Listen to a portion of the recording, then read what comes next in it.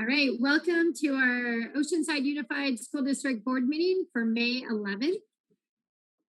I'm going to go ahead and start out with a call to order at 6:09 p.m. Thanks for your patience. We'll go ahead and do a roll call. I'll start with Board Vice President Eric Joyce. Present. Board Secretary Raquel Alvarez. Present. Mike Blessing. Present. Eleanor Evans. Present. All accounted for. Present and accounted for. So item 2B, public report of action taken in closed session. In closed session today, the board directed legal counsel to initiate or intervene in a legal action by 4-1 vote. The action, the defendants, and the other particulars shall, once formally commenced, be disclosed to any person upon inquiry, unless to do so would jeopardize the district's ability to effectuate service of process on one or more unserved parties, or that to do so would jeopardize the district's ability to conclude existing settlement negotiations to its advantage. That was my report out. So next item, my favorite, item 2C, student representatives. We have Oceanside High School, Gabby Kimbrell. I saw her on here. Gabby, how are things going over at Oceanside High School? Can you guys hear me? Sorry. Good. Yes. Good evening, board members and community members. Thank you for allowing me to share what's happening at Oceanside High School. Students learned about some exciting opportunities for the summer just before we went on break. Parents and kids got calls and emails about enrichment and opportunities and dates. Some of the programs that we are looking forward to include the Oceanside Opportunity Program, Math Boot Camp, and Pirate Academic for Leaders. Some of the programs offer the opportunity to learn and additional credits, and they all provide an opportunity to rediscover learning. Our Health Academy held its annual blood drive last week. It was the first time all year that we've been able to donate on campus. Our PTO has hosted an e-waste recycling day yesterday, May 10th, as for a school fundraiser. The proceeds go to help funds on campus. This week, our sports will be competing against Mission Vista for soccer and baseball, San Diego for boys volleyball and track, La Costa Canyon for softball and girls golf, RBB for soccer and baseball, San Marcos for water polo, Carlsbad for softball, golf for Vista High School, and Sage Creek for basketball. OHS Choir is hosting their annual virtual competition on Saturday. Dr. B continues to provide his insight and recognize students on his weekly YouTube live show. Check out our website for more information. On behalf of the class of 2021, we'd like to thank the board, superintendent, Dr. Vitelli, and Dr. Lawrence and Levy for allowing us to have prom. The theme is Ice and Fire, and we will be holding it outside. Thank you for letting us help the seniors create a positive memory, and thank you for your time. Thank you, Gabby. So let's hear what's going on at El Camino High School. Isaiah Aguilar.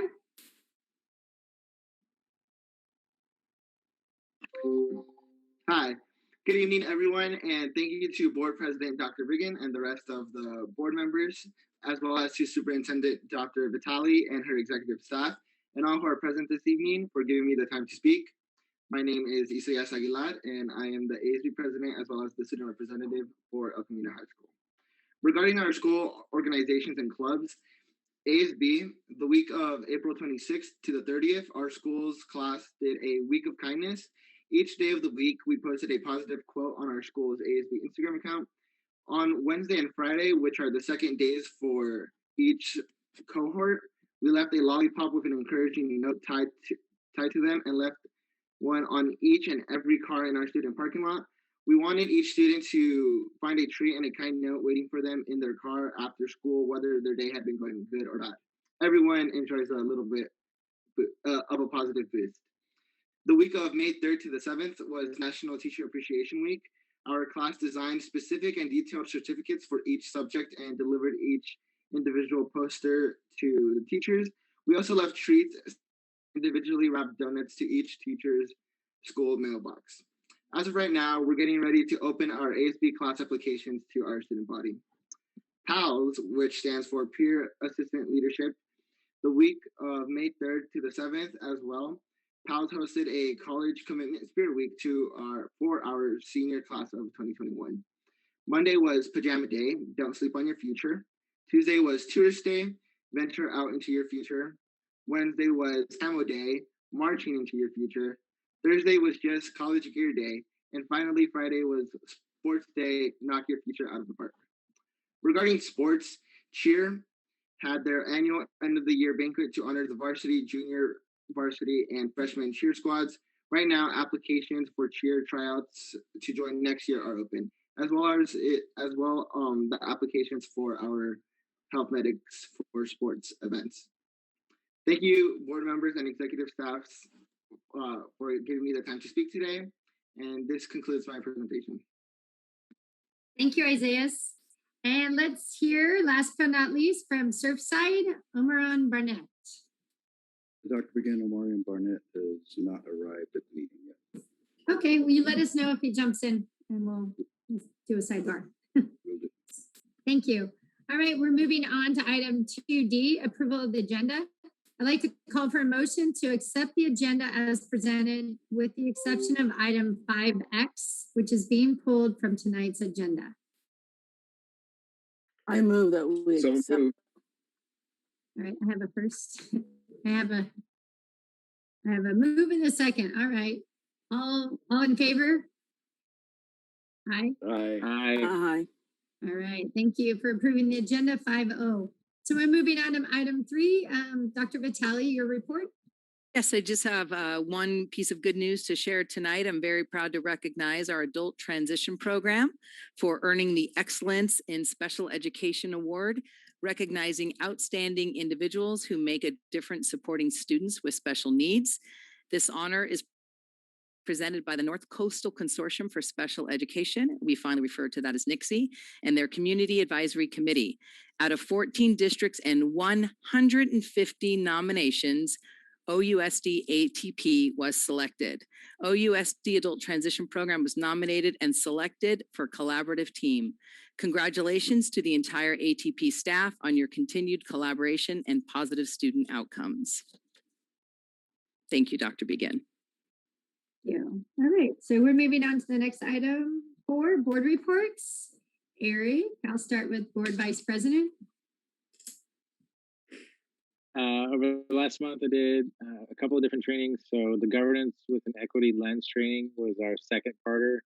I went to and attended several committees, including the San Luis Rey Renaming Committee, and then also an advocacy meeting with our Assembly District Youth Education and Higher Education, and then the Curriculum Advisory Committee, which has some really exciting things that they're working on. And I also was able to attend the Oceanside High and El Camino track meet, which was amazing. And KOCT broadcast and continuing to broadcast that this week. So if you get a chance, check it out. And then I also caught a half of high school soccer, Oceanside High School soccer. So it was good to do some regular kind of school stuff and also get some really important training. Thanks, Eric. And we'll go over to board recorder. Raquel Alvarez, do you want to share? I went to the DPAC meeting that we just recently had. I was able also to attend our LCAP meeting, which had, again, some very interesting conversations in regards to the next steps that we're taking for district, and went to the SLR renaming committee and loving the conversations that we have in that committee meeting. Went to a CAC committee meeting, went to a campus and just kind of walked and talked with some students, which again is just seeing them on campus again is great, and just hearing where they are at this point, and looking forward to just what next year will bring and what it's going to look like. So just hearing the conversations from them firsthand makes a big difference. So thank you. Thank you, Raquel. I'll go over to Mike Blessing. No report really. I've been following some of the council activities on El Corazon, and they apparently just approved a a sports arena complex up up on the El Corazon site it's going to house the Sockers, I guess, from San Diego and be in basically a facility of 5,000 to 7,000 people that can be serviced in this arena. So they're going to have things other than just sports in there too as well. So it's a concert venue and a variety of other things right down the street from El Camino. So it's an interesting piece of information, I thought. Yeah, thanks for sharing. I'll have to look into that. Eleanor, would you like to share? Please, thank you. May is the time we honor our educators everywhere, including as well as honoring our mothers, biologically or adopted, male or female. Our mothers are our first teachers. May is Asian American Pacific Islander Month, and I need to make a note that for the Filipino community, it's Filipino Heritage Month in October. May, particularly May 2021, is our realization that public education in America goes beyond reading, writing, and arithmetic, but incorporates relationships, respect for diversity, and instills the values of fairness, teamwork, and justice, as well as the many leadership C's, which is defined as collaboration, cooperation, caring, collective well-being, culture unity, character, and courage. Education is the foundation of democracy. Public education is vital to championing, protecting, and promoting democracy. In essence, public education brings together America's diversity and weaves it all into a tapestry of one community. My participation this month has to honor our heritage of quality, safe public education. As a member of the County of San Diego Leon Williams Human Relations Commission, I was requested and submitted a calendar of cultural heritage months, which included last month, the county was able to have its lights represent the colors of the Arab American community, since it was Arab American Heritage Month in April. I've also been appointed to the Safety Committee for the County of San Diego. As a member of the San Diego County Taxpayers Association, I really had some deep dive questions regarding how is it that San Diego County Taxpayers Association, how do they decide how and why, which schools, which bonds for which, whether it's school, the water districts, other municipalities, how do they decide what they're going to endorse or not endorse? So that was very enlightening, and I'll share it later. Okay, and I need to remind our colleagues that this weekend the cbsa delegate assembly will be offered, so please plan to attend. Thank you. That's my report. Thanks, Eleanor. And mine's pretty short. I did meet with both of our labor partners, and with my board colleague Raquel, met with our CSEA, our classified employee group, which was eye-opening. I also joined Raquel at the LCAP stakeholder meeting. I was part of learning about all the parent resources we have in our district at our special education partner panel. And I had a really interesting conversation earlier this week with the Oceanside Library. They did a community conversation on racial equity and inclusion. And it was interesting to have different stakeholders all over Oceanside share their thoughts and add some how we want it to look in the future. And then today I had another eye-opening experience with our OUSD counseling advisory meeting with our Oceanside High School counselors. So just a few things we did. All right, so we're moving on to item 5, general consent items. We voted to remove item X. So I will take a motion to approve the general consent items. I make that motion. Thanks, Eleanor. Do I have a second? Second. All right, I'm first and second. Any discussion or questions? All right, I'll call for the vote. All in favor, general consent items? Aye. Aye. Motion carries 5-0.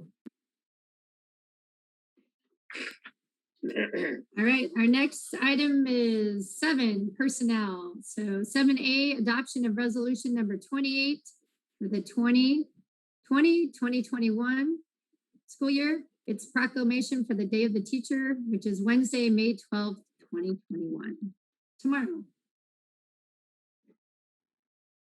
Yes, school board, I'd like to present the next 3 items, 7A, B, and C for proclamation by the board. First one is, as you said, proclamation for Day of the Teacher, Wednesday, May 12th. The second, 7B, is our recognition of classified employees for Appreciation Week, May 16th through the 22nd. And the third proclamation is for May 1st, Day of the Principal. We've all heard the adage that it takes a village to raise a child. And in Oceanside, it takes a village to educate children.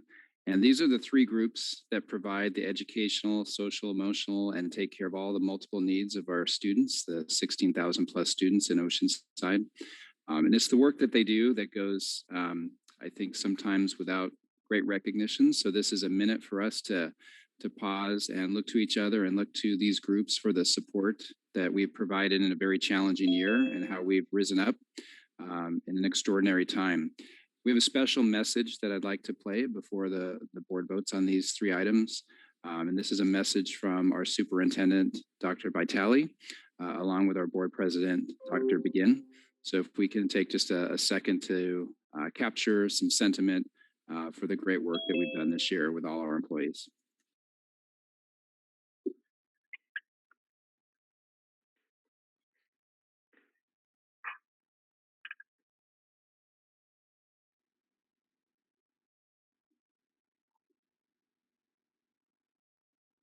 Since March of last year, many of you have worked without a break. You stepped up to the plate to serve our community in ways both seen and unseen. And this is a moment to say thank you to all of you across Oceanside Unified School District, to our classified staff. You've kept our families nourished and connected to the resources that they have needed. Throughout constant changes, you've innovated to provide quality supports to our community and to bring our students back to campus safely and strategically. Every department has played a role in keeping our district moving forward and shown what it means to be a truly unified district.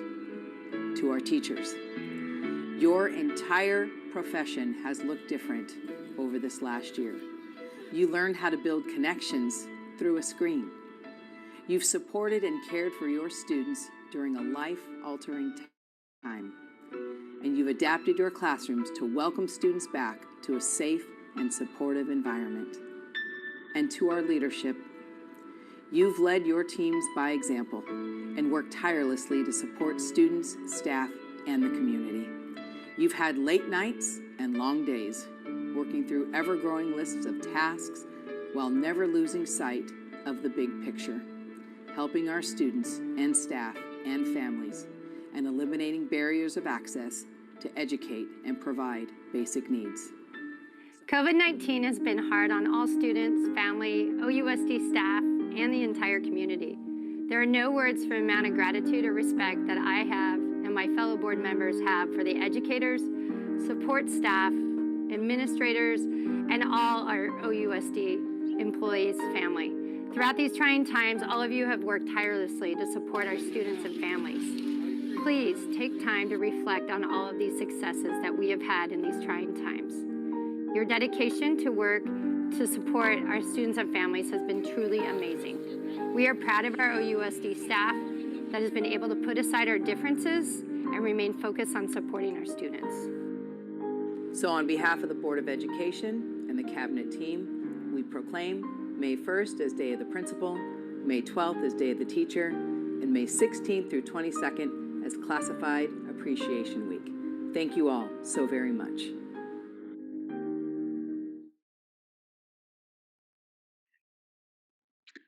All right, I think that Well done. captures our feeling for the board to go ahead and vote on these 3 important items. All right, I'm going to take these votes separately just to make them legit. So let's start with item 7A, adoption of Day of the Teacher. All in favor? Or actually, can I have a motion? How about I take a motion first? I'll move. Move, second. All in favor? Aye. I with enthusiasm. Thank you. Great, thank you. We'll go item 7B, adoption of resolution for the classified employee appreciation week. Definitely. I have a motion from Eleanor. Do I have a second? From Raquel? Super. All in favor? Aye. Aye. Thank you. Item 7C, the resolution proclaiming May 1st as Day of the Principal. I'll make a motion to approve that. I'll second. All right, the first and second. All in favor? Aye. Motion carries 5-0. We're moving on to item 7D, approval of the declaration of need for fully qualified educators for 2021-2022 school year. Each year, the district must submit this to the state. It's a estimation of potential declarations to cover for qualified educators. So it's a standard item that we bring each year as required. We'll entertain a motion. Move. I'll make a motion. All right, I have a first and a second. Any questions? All right, all in favor? Aye. Aye. Motion carries 5-0. All right, moving on to item 8, curriculum and instruction. Item 8A, we have an update for our in-person instruction. So I'll turn it over to staff.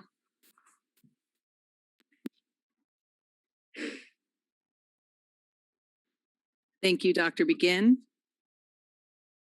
So tonight we're going to bring our latest update to the board on COVID-19 and most of the information around vaccination, and also what will be happening with our educational programs over the summer and our recommendation moving into the next school year. So the next slide just reminds the board of previous direction. All of our schools are currently in a 5-day-a-week hybrid model. On the next slide, these are changes since our last board meeting. We've made in our county and in our state significant progress on vaccine distribution, and death and hospitalizations are down. And right now, 16-year-olds and above are eligible for a vaccine. No appointments are needed, and everyone is eligible at this time. And the governor has shared that by June 15th, if the full supply of vaccinations are still in place for all Californians 16 years and up, and hospitalizations are low and stable, that we will move beyond the blueprint, and perhaps different decisions will be made as far as restrictions for our various tiers. We anticipate that there might be some information with the governor's May revise this year that might speak to the beyond the blueprint information. So we look forward to hearing about that. We'll remind the board that every decision that we have had to make, the very challenging decisions over this last year, we've endeavored to focus on both health and safety and educational outcomes. And to shed some more light on what we anticipate for summer and the very broad offerings that we are able to offer our students, and then also looking into next year, is Dr. Mercedes Levy. Thank you, Dr. Vitale. Next slide, please. So as Dr. Vitale said, we've continued to monitor our state and local data very carefully about the status of COVID-19, its spread, and the ways that we can become as safe as possible in our work. And what we see here is a forecast that is prepared by various universities and research institutions about the hospitalization rates in San Diego County. If you look at the graph, you will see there is a turquoise line that is a composite of all of the projections made by these different universities. You see that turquoise line is low and flat, which refers back to what Dr. Vitale has said about the ending of the tiered system if those hospitalizations become stable and low. And so this is good news for us as we move forward. Next slide, please. We are also looking here at the report from May 5th. This is the most current report we have on San Diego County and the city of Oceanside for the case rates and triggers. So I'll call your attention first to the chart on the left, where you see under the case rates for the county, we are at 5 cases per 100,000 with a 7-day lag, which puts us in the orange tier in our county. You can also see that in this chart, you'll see many green circles with checks in them, which means that we are meeting all of the metrics for a safer environment as far as COVID-19. We have excellent contact tracing, we have case investigation, and very low testing positivity. The only area that we have a red X is in community outbreaks, which again is the only area we're not meeting that. If we move to the chart from May 5th on the right, you will see that in Oceanside, we are actually below the county in the number of cases per 100,000 at 4.8. So again, this is a lower number. Next slide. So when we look at vaccines, this is really wonderful news. All people 16 years and older in San Diego County are eligible for COVID-19, and the county has opened up vaccine centers that are no appointment needed, which one is here in Oceanside at the North Coastal Live Well Health Center. It's right on Mission Avenue, Sunday through Thursday from 9 to 3:30 for all people 16 years and older.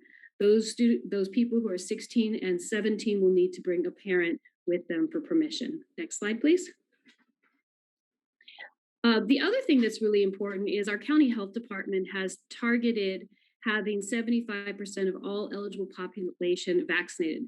So these two graphs show you the progress that's being made and the rapid progress that's being made in just 6 days. So in just 6 days, we have seen that there are over almost 250,000 new people who've had at least their first vaccination, and that as of yesterday, we are 86% of the way towards having that 75% of eligible population vaccinated.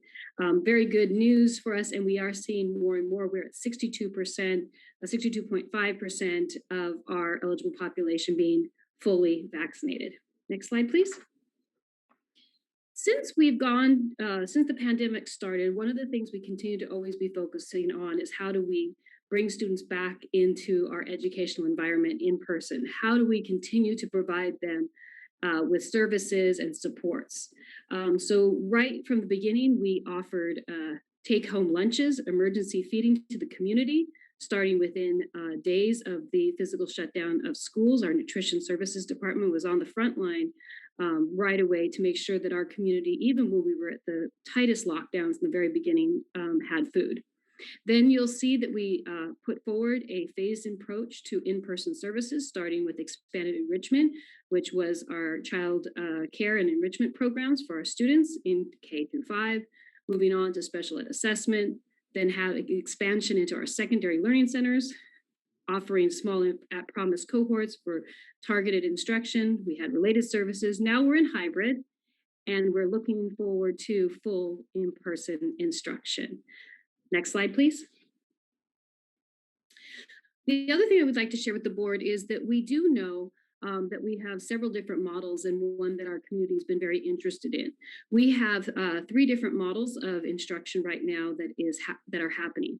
If you look at this, this is information, the most current information as reported to the County Office of Education by all schools, public, charter, and private, about the status of how they're providing learning opportunities to their students.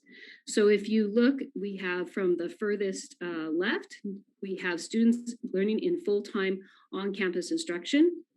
Then where the blue arrow is, we see students in hybrid learning. Then we see students in distance learning. And the fourth line is how many employees are on campus. Next slide, please. This is another way to look at this data. So this graphic is produced using the data you saw before. And the blue dotted line are those percentage of students in San Diego County who are in a distance learning, 100% distance. When you see the gray line, that is students who are in hybrid learning. And when you see the green line, that is in-person learning. And if you look, you can see this is the most updated information again as of April 26th. And we clicked on this to be only school districts.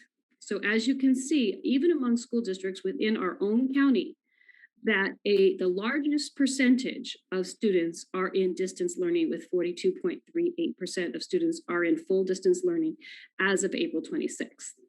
Oceanside, which is in hybrid, we are among the 40.51% of the students who are in a hybrid learning. So we were also curious about, when we look at all schools, not just school districts, but when we look at charters, both classroom-based and non-classroom-based, and our charter schools, what do we see? And when we see this, you can see on this chart, when we clicked all schools and all methods, you can see that there is very little change. In-person instruction still is the smallest percentage. Hybrid is about 39.56, and distance is 42.31. So again, to share with the board, we are all in progress towards a full in-person, and we are on the journey in hybrid. Next slide, please. So as we look forward, we're very excited to be talking about our summer school programming. So the first thing we want to be sharing with you is we will be having in-person instruction at all of our school sites. We will be following safety protocols for our staff, students, and community. We're going to be offering multiple sessions for all of our students so that families can still have that time together.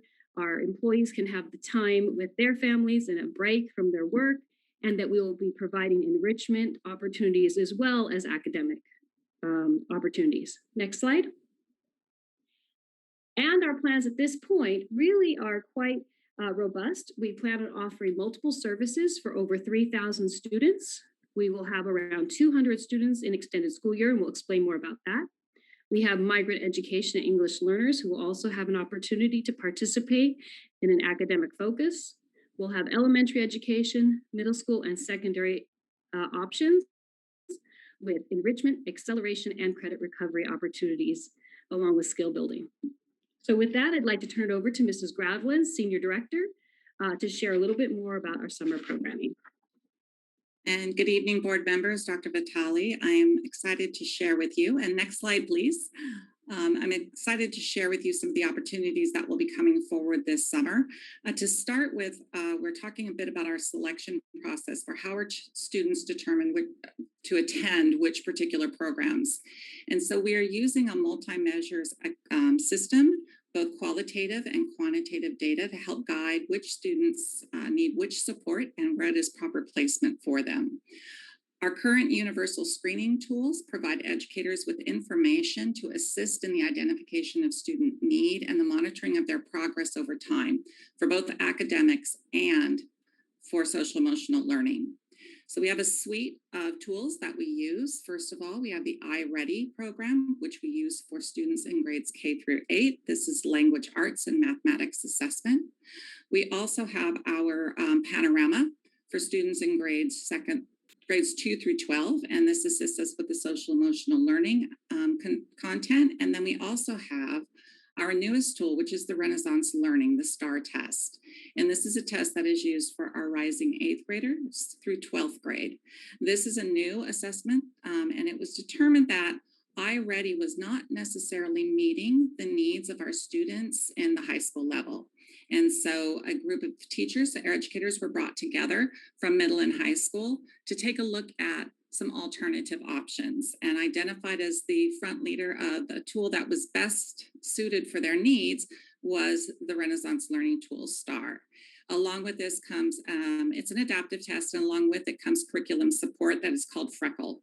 And so we're happy to be able to offer that assessment to our secondary educators per their request. This was something that they felt was very important. Of course, these tools are just that, they're tools.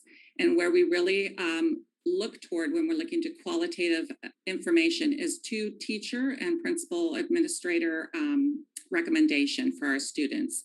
And so together between our qualitative and quantitative assessments and from our recommendations, we are able to identify which students we place in which programs. Next slide, please. I now would like to turn it over to Dr. Leah Dardis. Thank you, Mrs. Gravlin. Good evening, board members and Dr. Vitale. The Extended School Year Services is an individualized instructional program for eligible students with disabilities that is provided beyond the school year. The need for ESY services must be determined on an individual basis for regression and recruitment of skills. This year, we currently have 401 students that qualify for ESY. Based on previous attendance, we anticipate about 270 students, although so far 132 students have applied. Families fill out the application online, or a department member from the SPED department can help to help them fill out the application. Transportation is provided for all ESY eligible students, and these are documented services, so daily attendance is taken and progress reports are given at the end. Next slide, please. Thank you, Dr. Dardis. So along with our ESY program, we also have programming especially designed for our English language learners. This will support our students in grades 1K1, our rising 5th graders, and our rising 8th graders. The in-person instruction will focus on oral and written language development, as well as numeracy and algebraic thinking. The hands-on math from VMath will take abstract concepts and bring them into concrete learning and develop the language of mathematics. We'll also be using the Right to Learn program to assist with written language. Students will attend 8:30 to 11:45. They are also able to participate in our afternoon programming for enrichment. So with that, I will turn it over to Dr. Sparks. Thank you, Ms. Gravlin. We also would like to share with the board and Superintendent Vitale that we're offering migrant education summer programming, which consists of in-person academics from 8:30 to 12 each day through June 15th through June 30th for grades K through 8. This will take place at Laura Elementary School. There'll be an academic focus that emphasizes English language arts and math instruction, as well as a social emotional learning component that focuses in on self-awareness and community building for our migrant education students. Busing is also provided for our migrant education students, and as of now, we have about 80 of the 170 students who are identified as migrant ed who are expected to participate, and we'll continue to find ways to enroll students to get as close to that 170 number as possible. Now back to Vicki. So the opportunities that we've just talked about are things that we've had in the past. And so now let's talk a little bit about what's coming, what is new and different and that we are able to offer. And we're extremely excited about these opportunities for our students. Starting with our elementary in-person learning, we are offering sessions from 8:30 to 12. We are offering 2 opportunities. They are 3 weeks in length, and they will be during the months of June and July. Focus in on these opportunities are academic, and they are English language arts and mathematics centered. They're focused in on essential standards to help mitigate some of this disruption in learning that could have occurred due to our COVID-19 pandemic. In the afternoon, we are also offering some enrichment opportunities centered around STEAM, so science, technology, engineering, arts, math, and we're adding in physical activity as well. So we will have lessons that will be pre-prepared for those sessions in the afternoon. They are being designed currently by a team of teachers who will train our paraprofessionals and will work alongside them in planning those lessons and offering those opportunities. The core morning academic sessions will be provided by credentialed educators in our district. The curriculum for our morning session is research-based, aligned to both our math and language arts core adoptions. Next slide, please. Because some of our families have asked, oh, sorry, there was a little bit on there about TK. That's going to come up in the next, our kinder camp. Sorry, I have a whole slide on kinder camp because I'm so excited about it. So hang in there for a moment. But for some of our families who did not, who would still prefer to have a virtual learning opportunity, we do have that available as well. And so what we're looking at are 40-minute daily drop-in sessions during the weeks that you see listed here, where students have the opportunity to come online with a teacher, a credentialed teacher, who will help them with oral language development, excitement about reading. They will do read alouds, shared reading, offer journaling opportunities, and have a scavenger hunt to help them with their reading learning that they can also do with their families at home.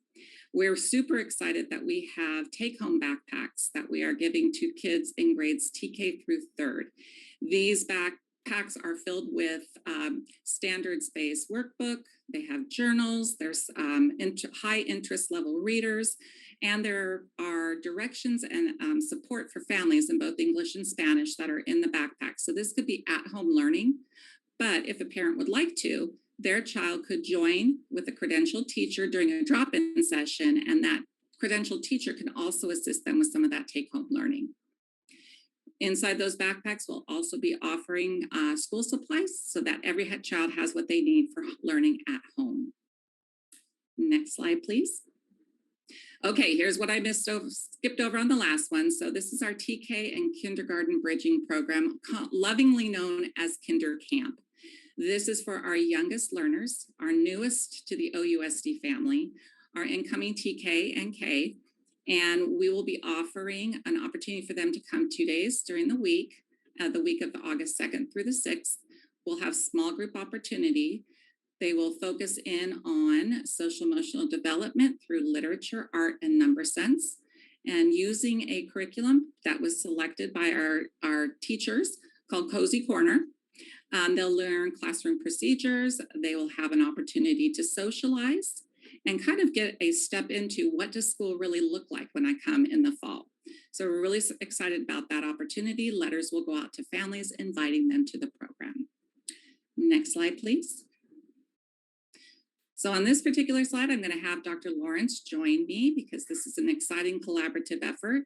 Our TWBI program will also be having an enrichment and academic opportunity. So for the students who participate in our two-way bilingual immersion program, we'll be offering a summer academic and enrichment camp.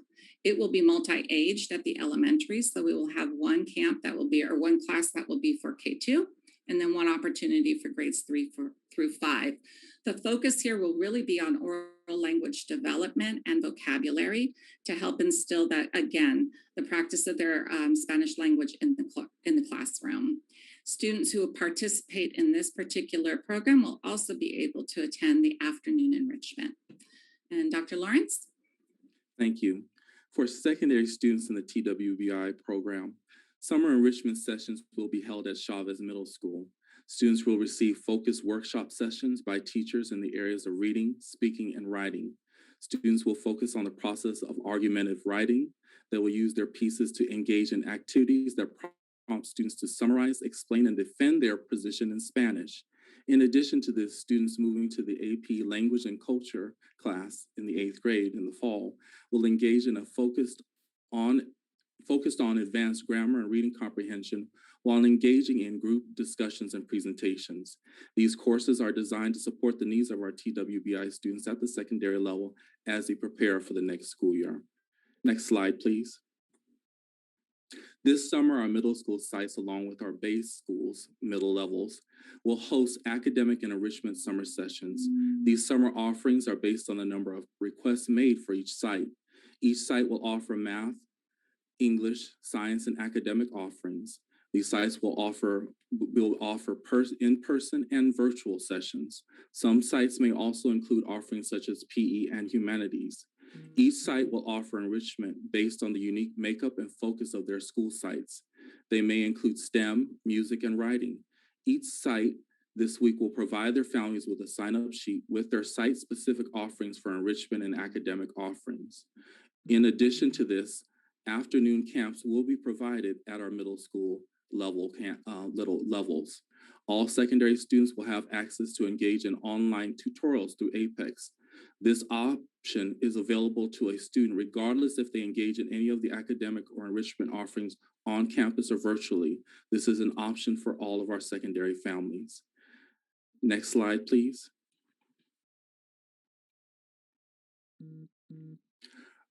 Our high schools are pleased to present a variety of in-person and virtual school offerings.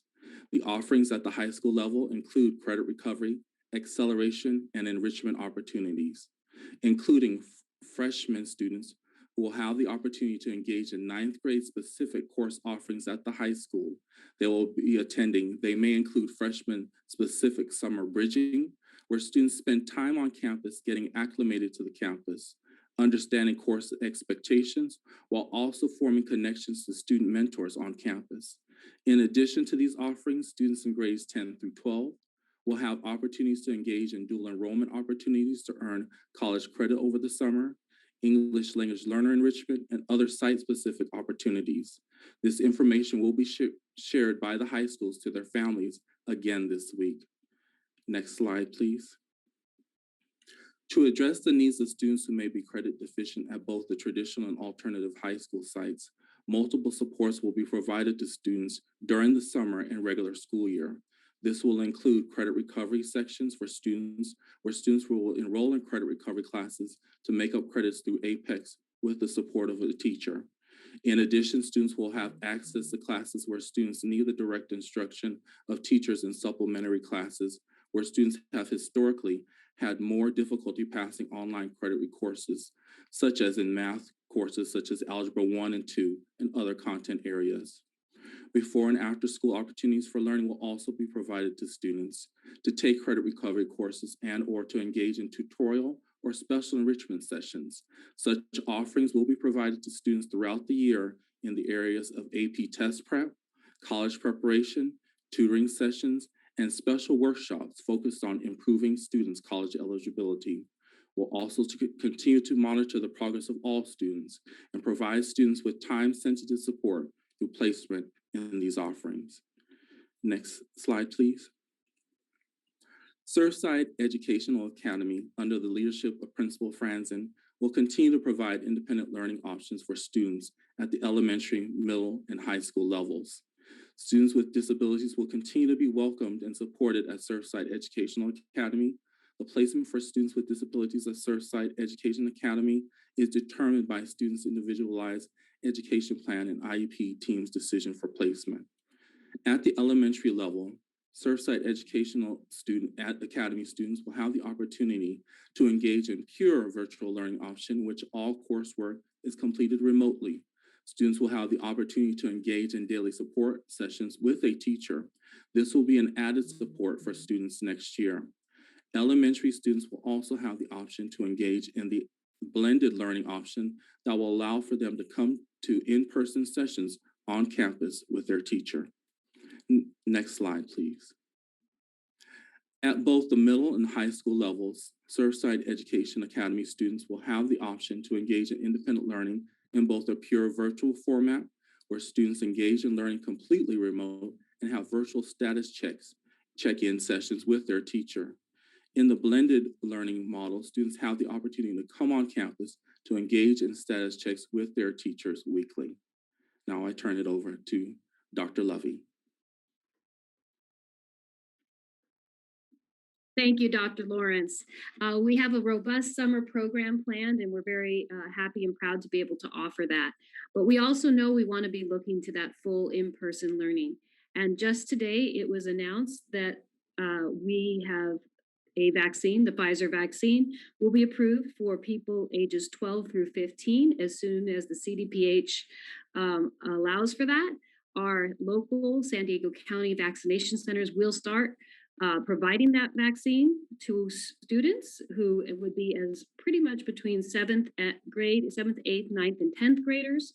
And it could start as early as May 13. Excellent news as we look forward to, again, making sure that we have a safer reentry and that we continue to make progress in the health of our community. So as we look forward into the 21-22 school year, we plan on a full 5-day-a-week in-person learning during the same hours as we had pre-pandemic, on-campus lunch, opportunities for physical education, which we have physical education specialists here in Oceanside. We have music teachers. We will continue with our 2-way bilingual immersion program for Spanish at Reynolds and San Luis Rey. We will have credentialed counselors at all of our school sites. We will have, again, to continue to work with the county health department to identify safety mitigation supports, and also offering transitional kindergarten at all of our elementary school sites. Next slide, please. Dr. Sparks, would you please share a little bit more about transitional kindergarten? Yes, thank you, Dr. Levy. So we're excited to share some opportunities that we are expanding for some of our youngest learners, which are our transitional kindergarten students. Typically, we have students in TK who would join us if they're turning 5, between September and December, but we actually have built out that window to include students who turn 5 between July 2nd and December 2nd. To welcome more of our transitional kindergarten students back to our sites. We're also looking forward to expanding TK to all of our sites across OUSD. This is part of a 2-year kindergarten program that we are working on. And we ask that if parents are interested in this opportunity, and we hope that you are, we welcome you to complete the online application through our district TK website. We have some information here on this slide just around what the birth dates look like for students who could be entering into TK this year, K and first, just to show that we are welcoming and excited about having more families participate in our expanded TK program this coming year. Back to Dr. Levy. Thank you, Dr. Sparks. We are also excited because in our next slide, we'll be looking at our secondary in-person learning. Again, a full 5-day-a-week in-person learning with school hours, a full day, on-campus lunch. We will continue with our visual and performing arts, our world language. We have career technical education with many different segments of CTE available. Dual enrollment with high school, where students are able to earn college credit while in high school at the same time. Again, AP Spanish at middle school at Chavez. Intramural and CIF sports will be continuing. And again, we'll continue to look at the health mitigation needs where possible. Next, please. Throughout the pandemic, we have been committed to hand hygiene. Because of that, we have had hand washing stations, hand sanitizer stations available, and our air purifiers in every workstation and in every classroom available to make sure that our air is as clean as it can be. Next slide, please.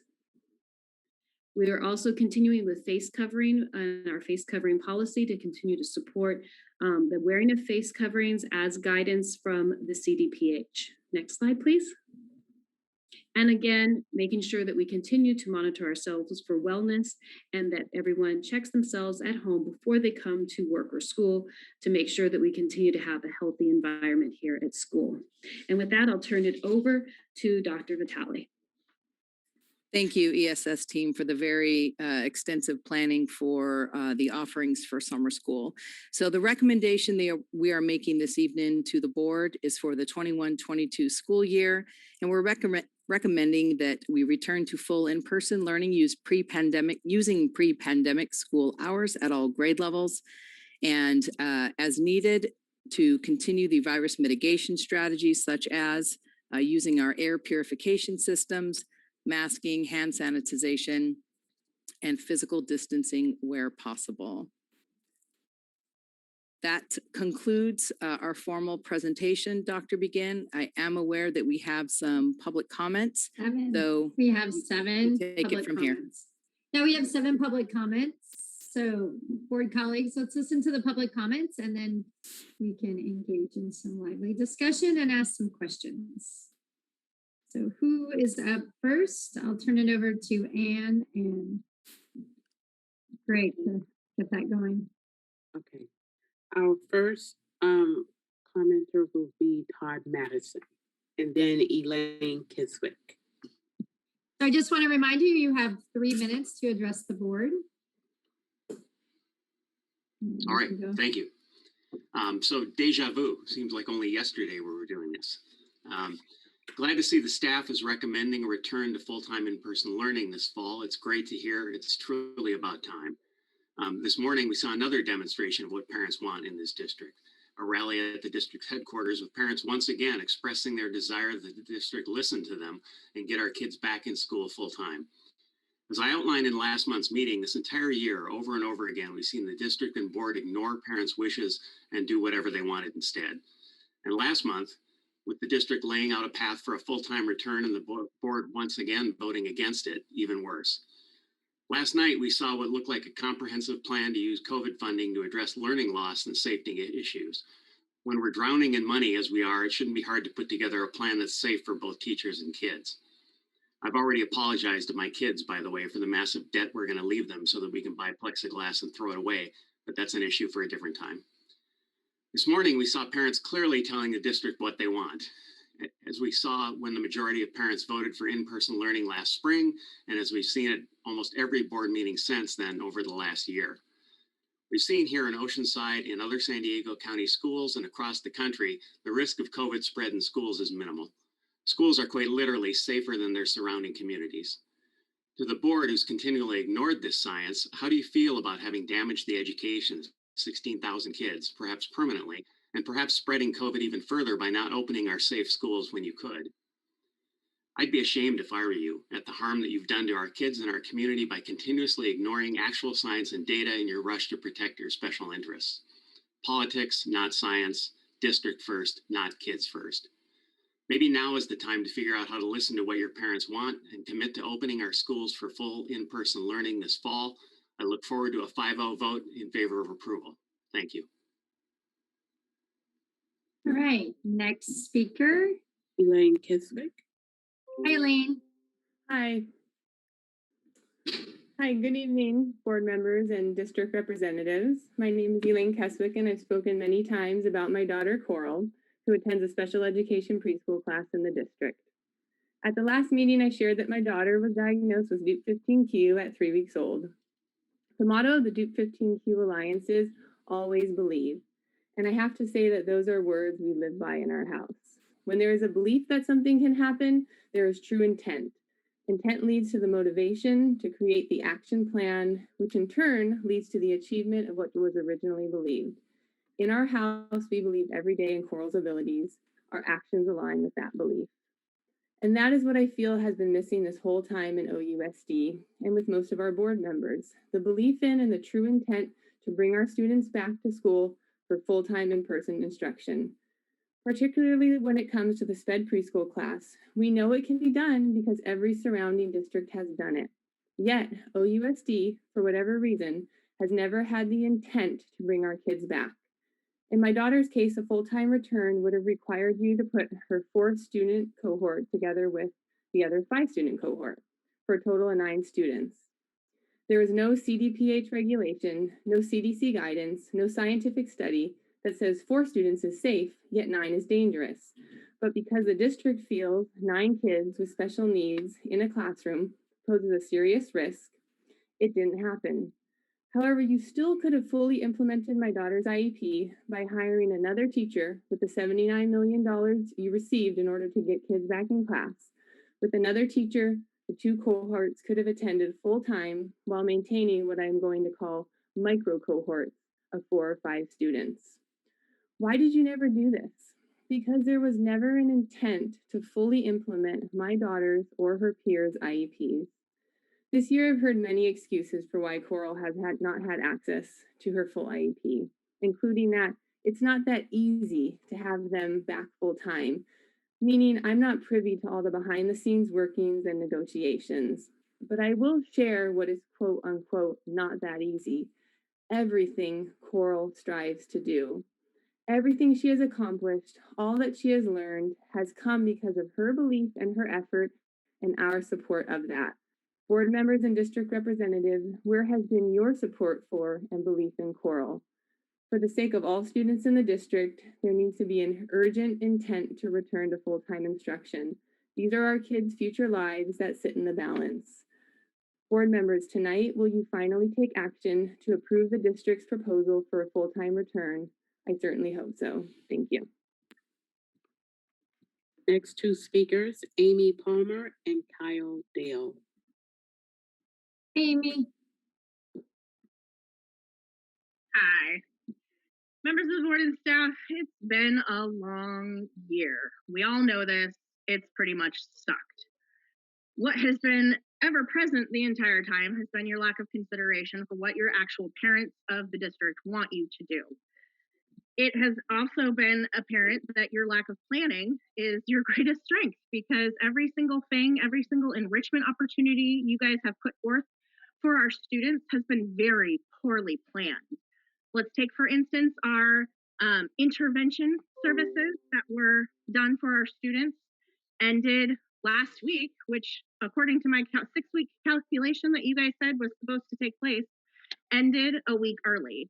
It started a week before we were supposed to start, according to what we were told. Information was lacking. I still don't know if that helped my son at all because I've received no progress reports on how this has helped him, how he has progressed. There is no information sent to me on how he has done in the class from the start of the class to the end of the class. So I don't even know if it was beneficial or not. Not to mention the fact that the parents were the ones who came up with the fix for the time schedule issues that were so clearly evident when you first rolled out the schedule 2 days after we were told we could sign up. So the fact that you have summer school, great. I'm still hesitant about it because you have shown time and again throughout this year, you cannot plan things properly. You don't think things through. You only talk to your constituents. You only talk to your staff. The school district talks to itself with the teachers union. You don't talk to the parents who have multiple children in these classes and now have to figure out how we're going to transport our children between different time schedules that you've changed time and time again. This new hybrid schedule, Group A in the mornings has stayed the same. TK and K arrive and leave at the same time as grades 1 through 5, but cohort B has an entire 30 minutes between drop-off between K and TK and grades 1 through 5, and an entire hour between pickup in the second session. Why is it Group A can come in and go at the same time, but Group B can't? That's a glaring miscommunication, poor planning, and I'm not excited for what you have planned for this summer, but I signed my kid up anyway because you failed to do anything productive this year at all. So at this point, anything I think is going to be better than nothing, which is what you've done so far. I really, really hope that you do a full 5-0 vote to approve full 5-day in-person instruction for this fall, because if you don't, I really don't see any hope for this district in the future. Thank you. All right, next speaker is Kyle. Hi, Kyle.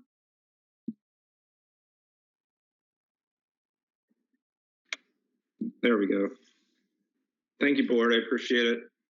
I'm glad to hear that the staff is recommending a full return in the fall for all grade levels. It's unfortunate this took to this time to happen and right in just enough time for the school year to end. I do expect that the board votes 5-0 in support of returning full time for all grade levels. I've been watching and listening to board meetings over the last 15 months, and I've largely remained quiet. I haven't ever commented at one of the board meetings. This morning, I participated in the rally outside of Oceanside School District. It's the first rally protest I've ever taken part of in my life. I don't even generally make reviews on Yelp. And the reason I bring that up is to demonstrate why someone like myself would become involved in this process and involved in board meetings and rallies and things like that, because it's not in my nature, it's not in my past. What I've seen is very disappointing in terms of the transparency that's afforded the parents of the school district throughout this process. There's been deals made in closed session with labor unions. There's been large decisions made, lack of solicitation from parents outside of one survey that was sent out. And I don't think we need to look any further than what happened with the Wednesday return to school last month. It was very disappointing how that was presented to the board and how that was voted on instead of voting on what the staff had recommended. The board took it upon themselves to not even entertain that or vote on it and begin to have discussions in closed doors with the labor unions. Very disappointed by that. What I do ask is for a 5-0 vote for full return in the fall. I also ask that the board and the district, especially as the summer begins, to be very clear and transparent with the parents of this district. We've been through a tremendous amount, as have you all, over the last year plus. And I say that because there hasn't been a tremendous amount of transparency over the last 15 months. We need to make plans. We need to understand what the future is going to look like. We need to have some predictability. And I think the board absolutely has the power to do that. Thank you. All right. Next speaker is Victoria Mariani. I'm sorry. Victoria is for public comment. Oh, okay, so hers isn't there. Okay, so Our next speaker will be Alicia Diedrichs, and then Damon Garner, Andrea Lee. all right, Alicia, you're up.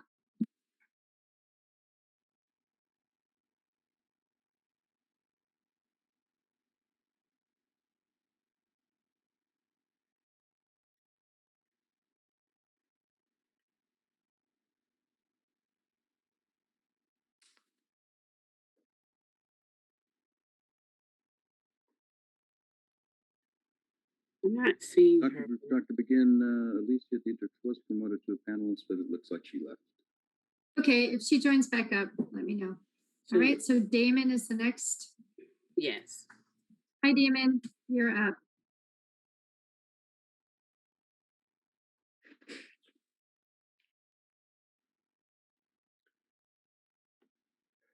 Damon, if you're speaking, you're muted. So Damon Garner, if you're there, you can unmute and begin speaking.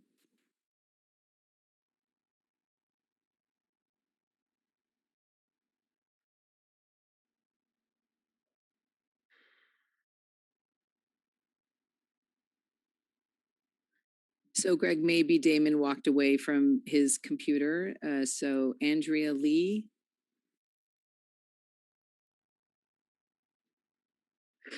I don't see her. Dr. Vitale, Andrea Lee is not in the meeting. Okay, so Stacy, we can see Damon there, but maybe Damon walked away from the computer. Damon, are you there? I don't see him. Okay. Your call on how you'd like to proceed. All right, well, let's go back to board discussion and questions. And if Damon pops his head up, we'll give him his 3 minutes. All right, I'm looking at my board colleagues. Do we have any questions for staff based on all that information we were presented? I would like to compliment staff on the work they've done in terms of getting us back on track for the fall and the summer. So thank you very much. Excellent work. I'll second that with comments to staff and support the staff's recommendation this evening, and I hope that we all do support it. I think we will. We're being urged by our friends in the public Zoom world here to support this thing, and we've wanted nothing less than this for as long as they have. It's just time for now. We can be able to do this coming August for full in-person return. So I'll make a motion to accept staff's recommendation. I'll second it. Thanks. Anybody have any questions for staff before we do that? So, okay, so we have a first and second, so let's do some more discussion and then I'll take a vote. Great. For the summer programming, this is way back to the presentation. I don't think you have to bring it up though. These are kind of brief. The EL program itself is only offered to kinder, first, fifth, and eighth grade. Is that correct? That's correct at this time, yes. All those students who are English learners in other grade levels will be able to participate and be prioritized for our other programs as well. Exactly what I was going to ask. Thank you. So we're proactively reaching out to those students, but that sounds perfect. And then the only thing that I was going to bring up is that Principal Franson did such a great job at Surfside this year with students that were on virtual and independent study and creating these spaces where they can come in and work on campus. And I saw it just was really great to witness. It was almost like being on a college campus where you had groups of kids kind of, independently working, but then bouncing ideas off each other. And they were having a lot of success. So I'd like to see if we can help with Surfside's ability to do that and make sure that they have space available for that for next year. So that's just adding onto their programming. So I hope that we can continue to support that. And then the only other piece that I had to bring up was also thank you for all the work. That was a tremendous report, and it looks like a lot of great information. And I'm excited that we have such a diverse summer school programming we're offering. I think that's fantastic. It looks like we're going to hit a lot of needs in the summer school programming. I'd like to. Never mind. Actually, that's something I'll bring up at board discussion later. It's not purely. I'll piggyback on what you were asking, Eric, about I know we had an ARC program, and our ARC program, we've kind of moved it over into our independent study. Am I correct? Dr. Levy. So we are looking as when we opened up Surfside, one of the things we wanted to look is to reimagine how education could look. And so that included opportunities for students that would be a hybrid and also direct instruction and also a blended program. Then the pandemic came, and so we got an opportunity to have our virtual learning. And so, yes, we're trying to really reimagine and maximize our services to students and our resources. So I'm trying to get at, so we had a program, an ARC program that met students' needs, but we kind of moved it over to this. Does that program look different than what we had before, or is it the same? When you say reimagine, what's different about it? So a couple of things. One of the major differences that we have is the opportunity to the number of students that are enrolled, the opportunities, how many semesters we offer, or how many trimesters or quarters we offer. And so we want to align it with our other secondary opportunities. Okay. All right. I won't get into the weeds on that one. I got lots of questions about that, but I can do that offline. So my other concern was our secondary in-person learning. So I sit on the LCAP committee along with board member Alvarez. We've been talking a lot about social emotional support, as well as the funding that's coming in for COVID relief. What are we doing in the secondary to address social emotional learning? And because I didn't see anything about counselor support. Right. So one of the things that we have right now with our counselors is we did review the data on the number of counselors that are the ideal according to the AXA guidance, the American Counseling Association. So we do have a recommended. We also looked at what those numbers were, both locally in our county and across our state. We're constantly reviewing that to make sure that Oceanside is competitive with the other districts. And what we found is that Oceanside actually has a very good, it's not as good as we of course would like, but it is a very good and one of the best ratios student to counselors in the county. And we can come back with exact numbers for the board on that. So we do know that we do have a very high ratio at secondary level. Yeah, we do have a high ratio, like 400 to 1 is what I've been told. And we're losing a counselor from what I've heard from the schools. We're losing a counselor because of our program. So we're actually reducing some of the support. So I'd really like, and I would like to give directions to you guys to really look at how we can bolster in our secondary, the counseling support, because it's coming off this pandemic, students being isolated, students needing more help with academics. We're going to need some more support from our counselors. And that doesn't mean loading up the ratios.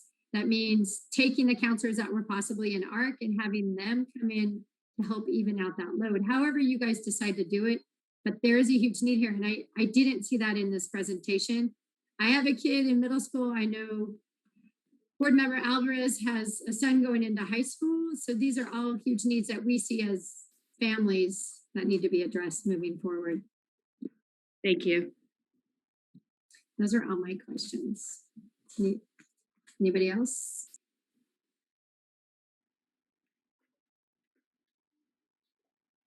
I think mine goes with the ELO.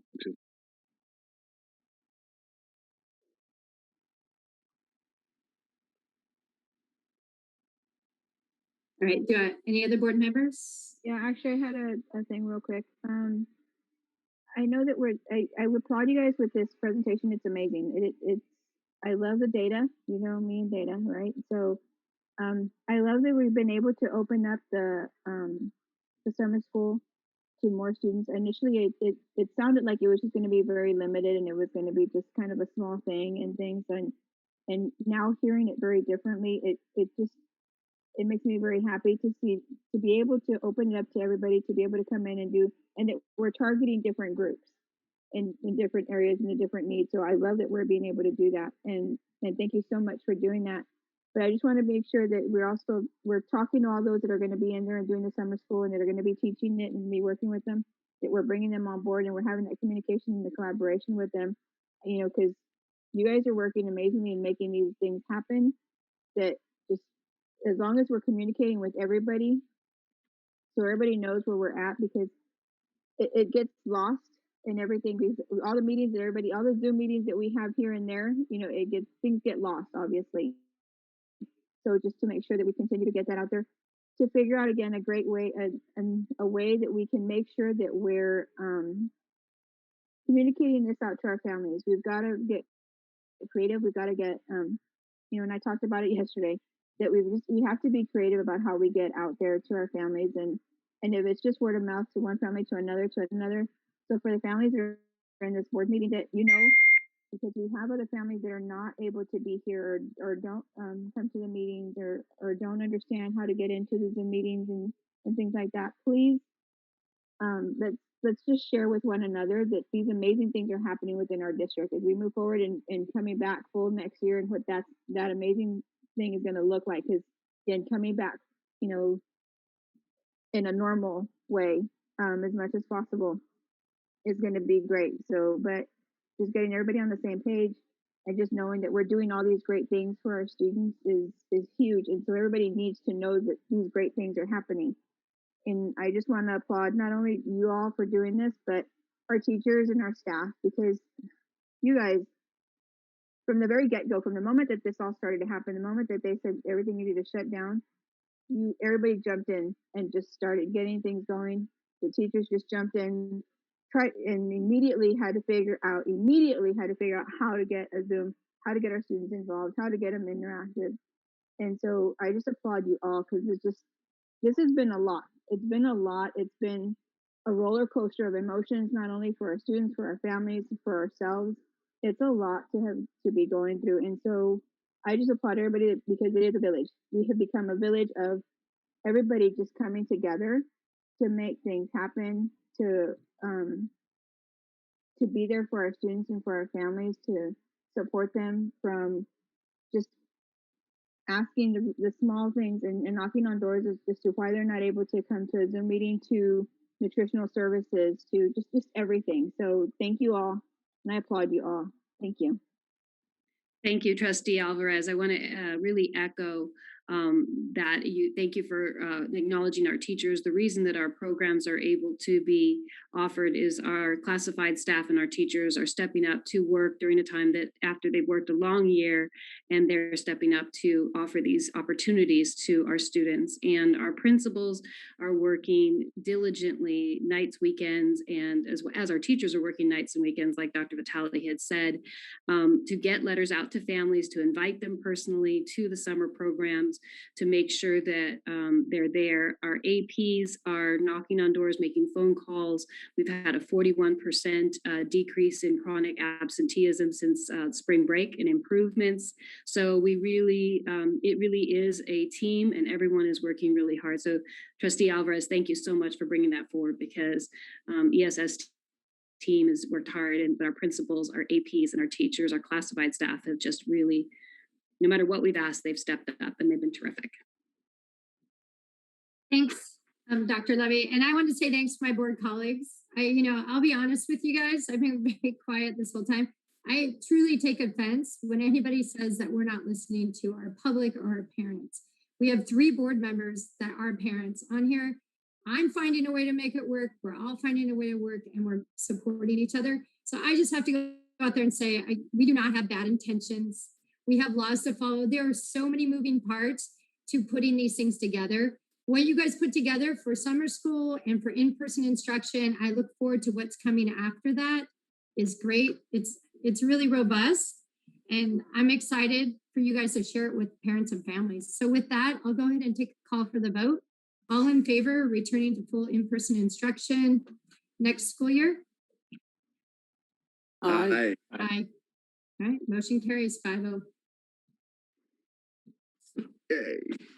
All right, I'll get off my Good job. soapbox. All right, next one.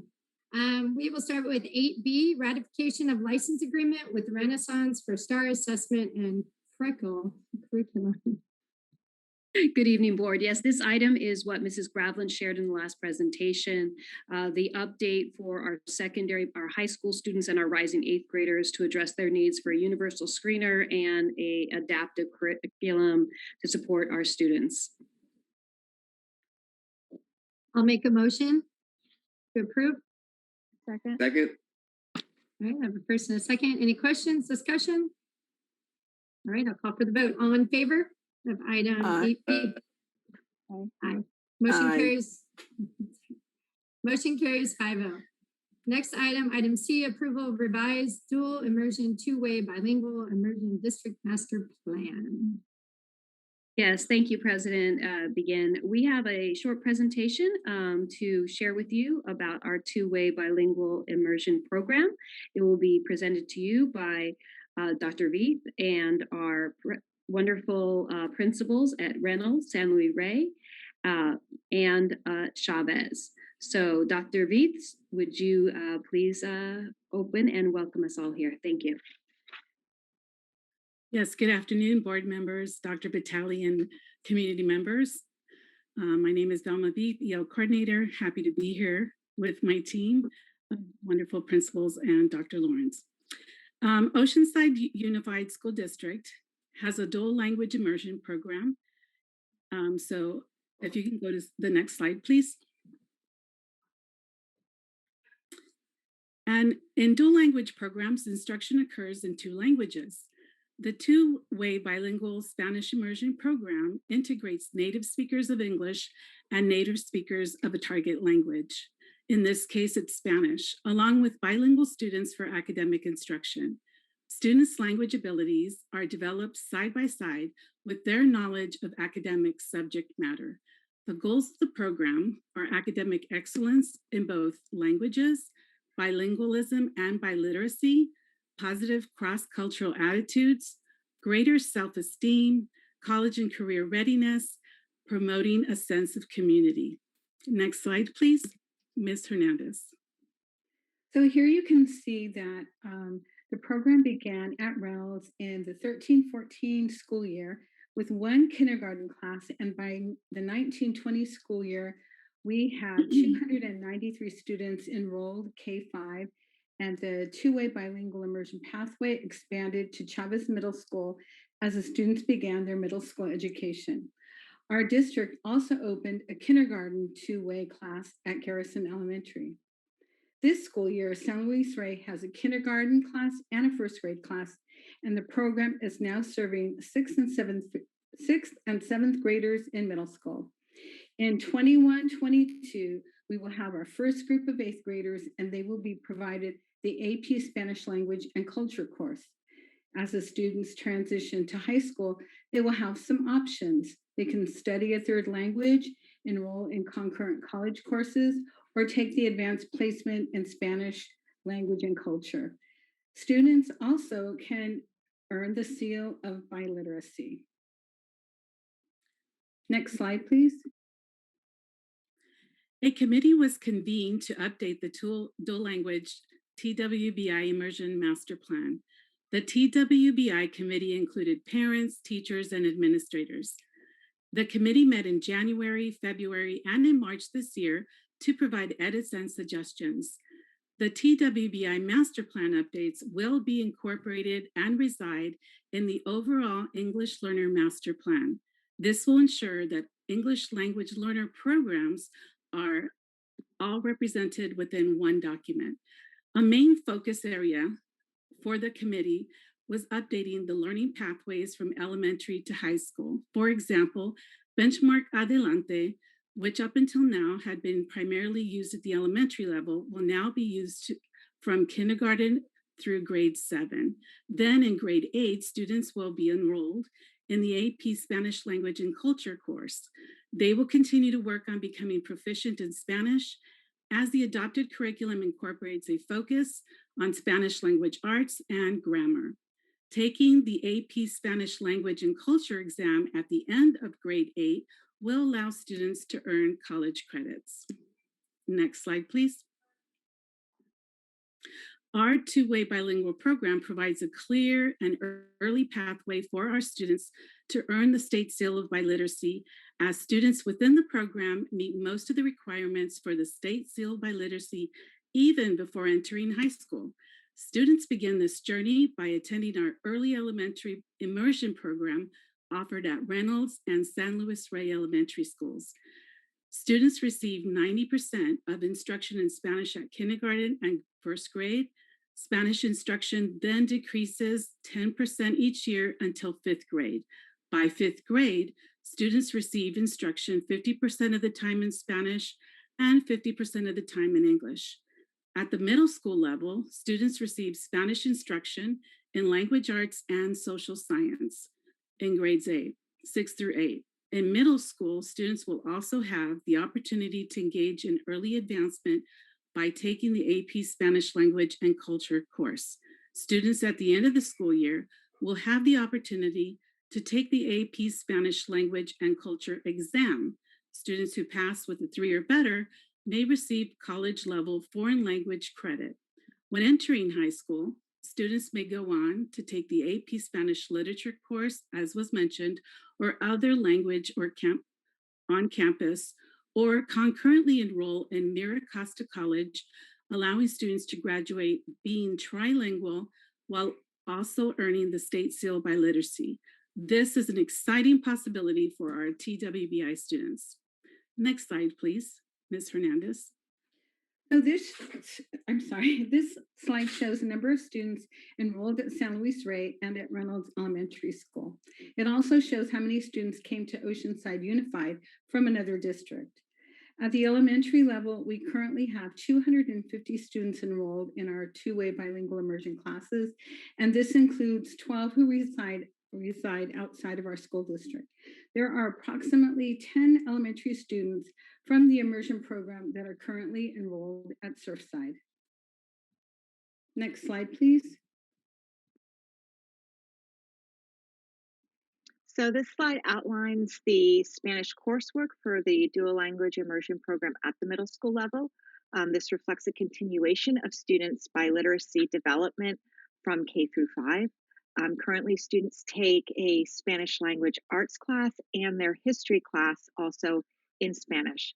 And as stated earlier, in grade 8, students may now be able to take the AP Spanish language and culture class. And this would allow students upon passing the AP Spanish exam to earn college credit. The alignment of the curriculum that we have established in grades K all the way through 8 helps to prepare students for high levels of proficiency in both Spanish and English. Next slide, please. So this bar graph shows the overall average of the achievement of our dual language students, specifically in the area of English language arts as of April of this year, in comparison to their non-TWBI peers.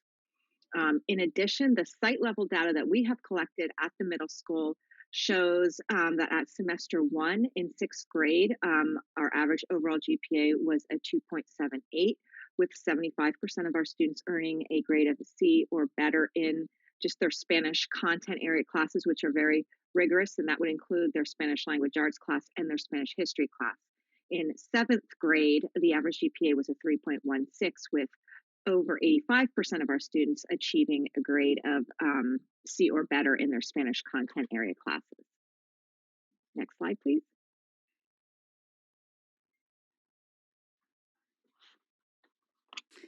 As you can see, as you can see here in all grades K through 7, with the exception of 4th grade, students in the immersion program are earning more A, B, and C grades or better grades in secondary, and earning more 3s and 4s or better grades in elementary, as compared to the students in the traditional program, which are showed in red.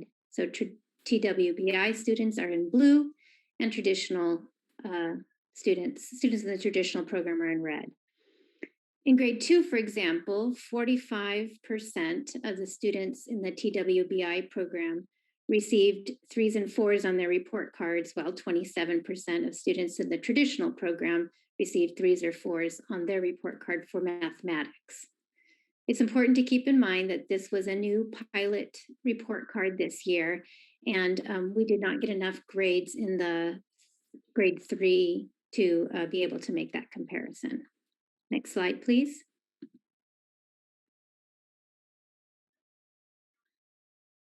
We recognize our students in the immersion program through their ongoing participation throughout the program. For example, in kindergarten, students receive the participation award. In grade 5, students receive a certificate or a medallion. In grade 8, they may receive the certificate of a seal of biliteracy. And in high school, students may earn the seal of biliteracy. Next slide, please. We are proud to share that there were approximately 105 seals of biliteracy that were earned this school year. At Oceanside High School, 75 students earned a seal of biliteracy in the Spanish language. At El Camino High School, 60 students earned a seal of biliteracy. 3 were in French and 57 were in the Spanish language. I would like to take a moment to thank the administrators, teachers, students, and families for participating in the dual language TWBI immersion program in Oceanside. We are proud of the dedication and accomplishments and growth that has taken place since the inception back in 2013. Thank you for your attention and your time. Thank you to the entire team, Mrs. Hernandez, Mrs. Morgan, Dr. Aranda, and Dr. V. We appreciate that presentation. I, alongside with Eleanor Evans, were also on that stakeholder committee. I started as a parent, then became a board member. So, and I have a son that's in the pioneer class of dual language, and all I can say is that the teachers in this program are phenomenal. They rigorous curriculum, they motivate the students, and it's a great program. I will agree 100% with that. It's excellent. Right, I'll make a motion to approve. We do have one public comment. Oh, do we? Oh, let's hear it. Michelle Krug.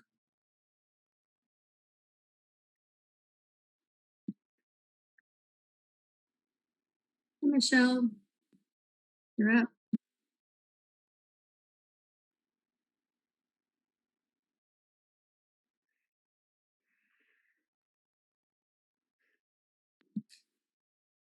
Michelle, if you're speaking, you're on mute.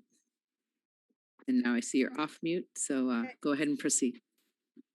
Okay, thank you. Sorry, it's the first time I'm speaking at this board meeting. I do applaud you for making it comparatively simple on Zoom. I do appreciate that. I want to speak to the dual language. Well, actually, I want to say one other thing real quick, because I didn't sign up properly, I guess. That with the vaccines, the county is allowing any organization to go ahead and have the vaccines given. And since they are starting with 12-year-olds now with Pfizer, that was actually determined. That's an option to make it available. I know San Diego Unified is doing that at several of the high schools.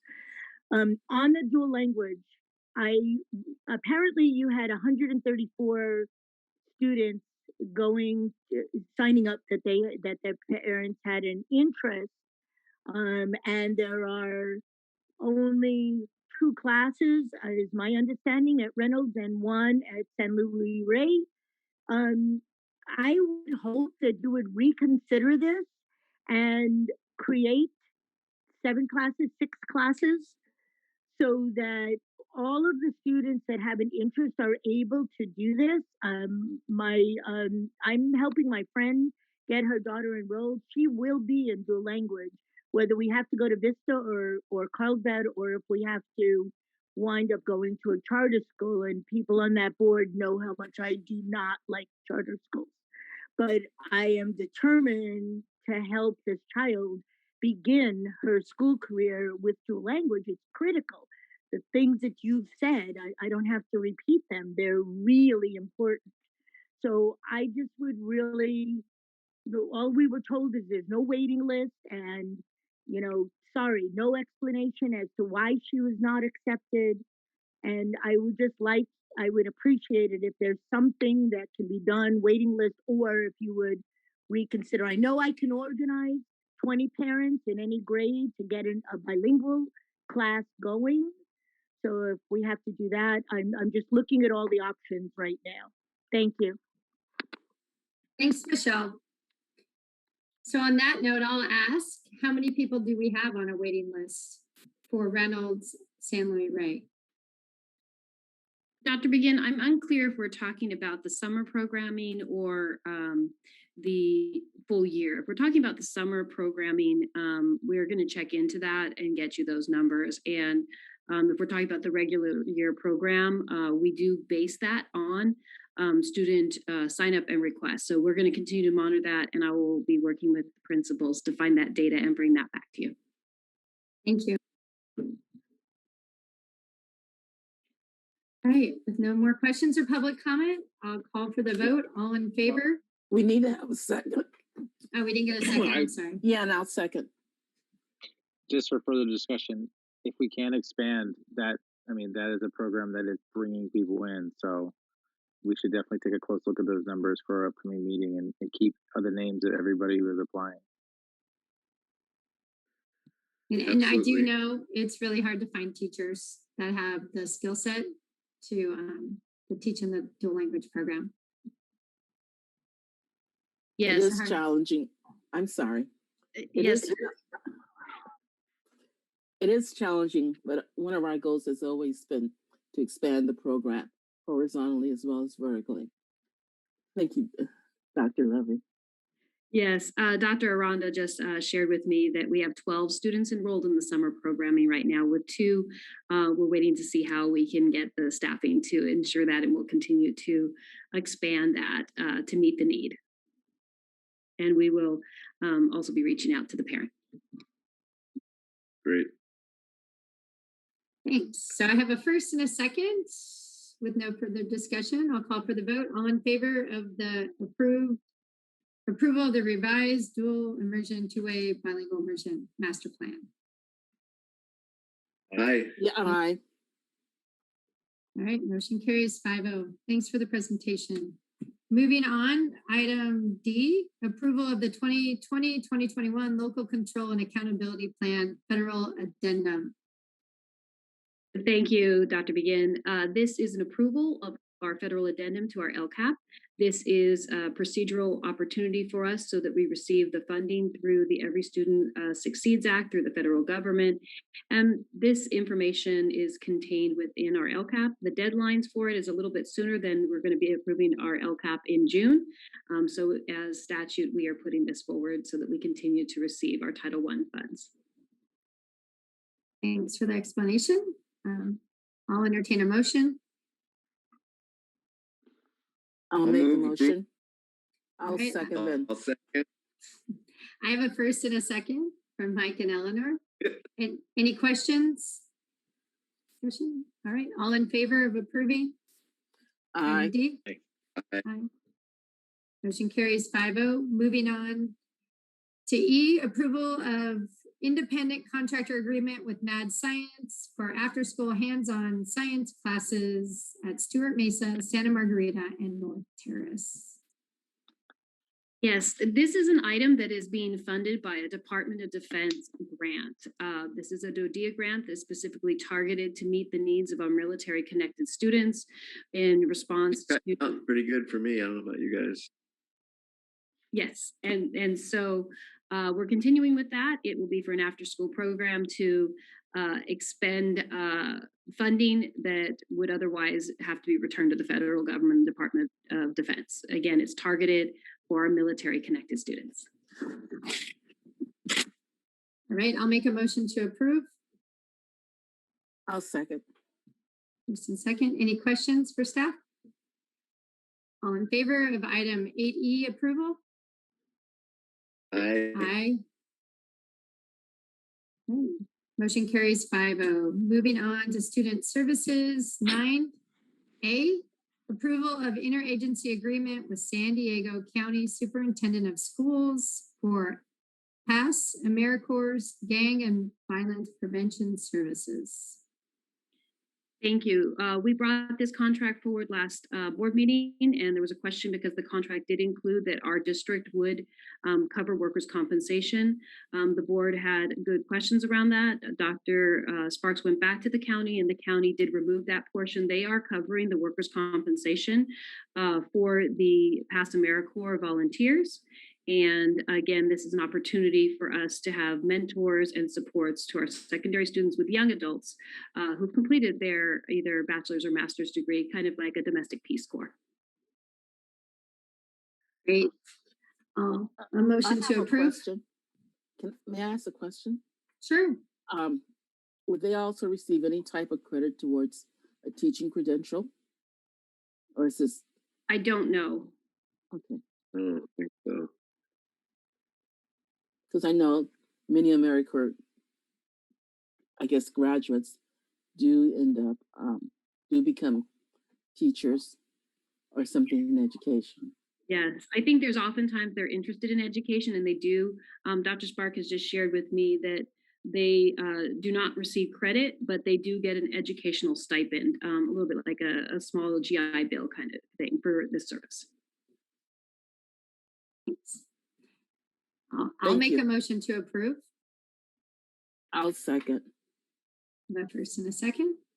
All in favor of approving item E, or sorry, A, 9A? Aye. Aye. Aye. Motion carries 5-0. 9B, approval of new course for Surfside High School, Connections, Intervention, Support course. So this course is a course approval that is gone through the CAC to make sure that we have an opportunity to offer a specialized course for those students who are at Surfside Academy. This is a course that will provide guidance to students in social emotional learning, digital skills, academic supports, focus on CTE and college readiness. And the students involved in this will have a graduation coach, which will stay with them until they graduate.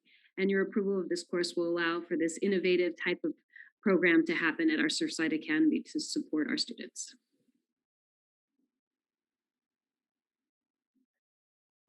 You need a motion? Sounds great. Yeah, I think that's. I'll move approval. I'll Thanks, second Mike. it. First and second, anybody have any questions or comments? I just think it's a step forward towards transformational education. I think it's great. Thanks. Well, I'll call for the vote. All in favor? Aye. Approving? Aye. Motion carries 5-0.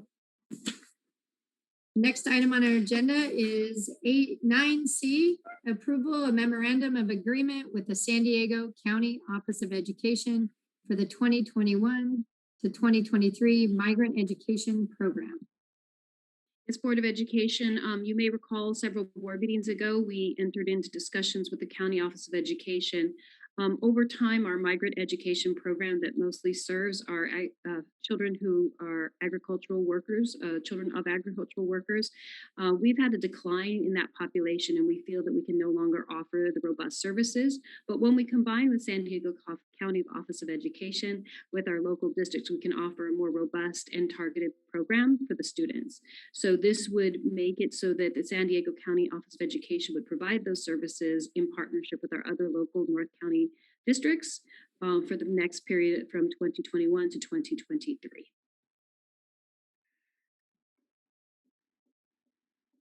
I'll make a motion. Thanks, Eleanor. Do I have a second? Second. A second. I have a question for you, Dr. Levy. What happened to the staff that we had that were teaching in the migrant education program we had? We did not have any teachers who were full-time. We had one classified employee in this program. And they have a job now, or did they move somewhere else? How were they impacted? I'm not aware of that at this time. God knows. Dr. Began, there is one classified employee that we've met with. This would be a layoff for that position. and we're working with them on options for other types of employment. Thank you for the update. All right. All right, I'll call for the vote. All in favor? 9C? Aye. Motion carries 5-0. Next item, we're moving on to item 11, business. Item A is a presentation and approval of the third interim financial report for the 2020-2021 school year and approval of resolution number 38. I'll turn it over to staff. Thank you, President Begin. Tonight we will be presenting the third interim financial report. This report represents the financial status of the district as of April 30th, 2021, including adjustments to the adopted budget for actual beginning balances, revenue adjustments, and revised expenditures. Mr. Tim Golden, our Director of Fiscal Services, will provide information on the key changes to the adopted budget since second interim. In addition, he will provide information on our district's Title I supplemental and concentration funding. Thank you, Dr. Norman. I will be presenting our third interim report, but first, just want to say good evening to the Board of Trustees and Superintendent Vitale. We will move on to the next slide, please. Looking at a quick overview of what we're going to talk about tonight, pretty similar to what the structure is for how we normally go through these presentations, but we will have a little detour to review our Title I and LCFF supplemental and concentration trends. So with that said, we'll dive right on in. Next slide, please. Couple of things to keep in mind here is that we are currently with a qualified status for our budget, and that we also have some of those factors that are impacting our budget that surround the LCFF base revenue and our special education underfunded mandates for those programs. Just a couple items that to keep in mind as we're going through these slides. So next slide, please. As we traditionally do, we look at the progression from each reporting period. So in this presentation or this slide here, you're going to see what our budgets were at each stage of our reports. And in that, far right column, the difference between our second interim and our third interim is going to be outlined. And you'll see some large amounts there, but we'll go into the details on our next slide. Looking at the changes in revenue, not much changed here except the federal and state portions. And I just want to show you those big ticket items are going to be as a result of the federal and state money that are coming in with the second stimulus, the CRRSA, as was referred to last night, CRRSA, and then also the AB 86 grants that came out. So we also had the in-person instruction grant and the expanded learning opportunities grant, and those both came from AB 86. But those are going to be the largest changes from that second interim in terms of the revenue. And we're just putting that on. And most of these will carry over, as was mentioned in previous presentations, that this is a multi-year plan with the funding. So next slide, please. So here's where we start our detour. And it does relate to our LCFF revenue. It's the supplemental and concentration grant portion of the LCFF revenue. And essentially what this funding is it's the instructional activities and services for the App Promise students. And this funding is going to be based on our district unduplicated pupil count. So often referred to as a UPC, the unduplicated pupil count is made up of our English learners, students from low-income households, which is measured by the free and reduced meal program, as well as our homeless and foster youth students. Next slide, please. So I hope everybody's ready to do a little bit of math.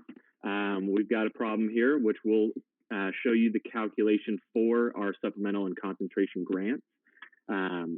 With that, I will tell you that we do need three things. We need our 3-year unduplicated pupil percentage. So that's going to be done by, we can do that by taking our CalPADS unduplicated pupil count, that UPC that I mentioned before. And then we're going to be dividing the 3 years by the 3 years of enrollment.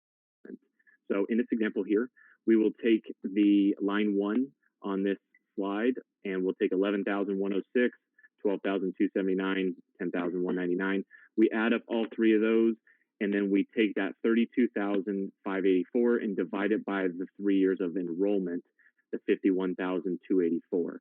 I outlined the difference in the calculation because you don't just take the average each year and add them up and divide them by 3, because as you note on the lower side of this slide, it is a slight difference by 0.02%, and that might not mean a lot, but when you're looking at $167 or $167 million, that can add up. So just being very clear on how that calculation comes into play, which we get to the bottom there, which our 3-year unduplicated pupil percentage, the UPP, is 63.54%. So I'll have you keep that number in mind as we move into the next section. So now that we have that 3-year unduplicated pupil percentage, we're going to calculate our LCFF base funding. And so what you'll see here is our current year base rates as outlined in under the base rate column there. We're going to take the prior year rates for LCFF base rates by grade span here, and we're going to apply the COLA to that. So in this current year, we had a 0% COLA. So essentially what our LCFF base rates are what the same as what they were last year. So we're looking at the same rates for the base as they were last year. And so that's where the COLA gets applied in the LCFF. Now, on top of that, there are grade span adjustments, which are outlined in the next column there. And there's 2 of those. There's one that's for the K through 3, which is 10.4% of the base rate for that grade span. And in order to be eligible for that, you must meet the statutory requirement of 24:1 in the class sizes for those grades, or if you have a collectively bargained agreement that outlines a different number, then that would take precedence. So in this example, you can take the base rate 7702 and multiply that by 10.4%, and that gets you the 801 for the grade span adjustment there. Likewise, we would do the same for the 9 to 12 grade span adjustment, which is no requirements associated with that one. That's just going to be the 2.6%. So when you take the 9,329 and apply that 2.6, that's where we get the 243. Those numbers combined make up our prorated base rate. And then the final piece there is our funded ADA. And our funded ADA is our funded average daily attendance, which is based on our current year P2 attendance report, which is going to show what our average daily attendance is for the current year. And we're going to take the greater of that or the prior year's P2 average daily attendance. So when you're in declining enrollment, we're going to be taking oftentimes the prior year P2 average daily attendance. Now this year, we did get an ADA hold harmless, but that hold harmless really is no different than if we were to go ahead and take the prior year in our situation. What it will do is it will help us in the next year, 21-22, where we can then utilize that hold harmless without seeing a drop off in that 21-22 year. That will come up later in our presentation when we will actually have to look at what the changes were with declining enrollment for this year, but we'll visit that in a future slide. But looking at what we have here now, we have the funded ADA numbers, which are going to be from our prior year average daily attendance by grade span. We also have that prorated base. And so to get the base entitlement, we're going to basically work left to right here, and we're going to multiply our funded ADA by each grade span by the prorated base. So that's going to be the second to last column you see there, which will result in the grade span amounts for our base LCFF, which comes up to that $140 million number. Next slide, please. So now we've got 2 of the components that, or all 3 of those components that we needed. We needed the 3-year unduplicated pupil percentage. We needed the LCFF base entitlement. And now we can basically take this information and calculate what this supplemental and concentration portion is. So I've outlined on this slide here, we're taking that 140 million. We're going to then calculate on line 11 of this slide, the supplemental amount. And every district that has unduplicated pupils will receive supplemental supplemental grant funding. And so in order to get this amount here, we're going to take the base funding, that 140 million, and we're going to multiply it by that three-year unduplicated pupil percentage. And then we're going to multiply that number by 20%. That's the standard amount that every district gets for supplemental grant funding. So we're taking the 140 million, we're multiplying it by that 63.54% from the earlier slide that I asked you to kind of keep that in your mind. And then we're going to multiply that number by 20%. And this is where the $17.8 million in our supplemental LCFF money is coming from. Now, the concentration grant, not quite as simple of a calculation. So the main difference that you're going to see here on the calculation for concentration is that you only get funded at your unduplicated pupil percentage above the threshold. The threshold is 55%. So at the very bottom of this, I have the note of how I calculated our threshold above, our amount above the threshold. So that's the 63.54 less the 55% to give us the 8.54%. So it's the base funding, once again, the 140 million times that amount above the threshold, which is going to be the 8.54%, times 50%. And that 50% is what every district gets in terms of the concentration above their UPP threshold there. So that's going to yield almost $6 million, that $5.9 million number. Moving forward. I'm sorry, before you go on. Yep. So for every percentage point we lose in our percentages above 55%, it's a little less than like $1 million. Is that a back of the hand, like concentration funding?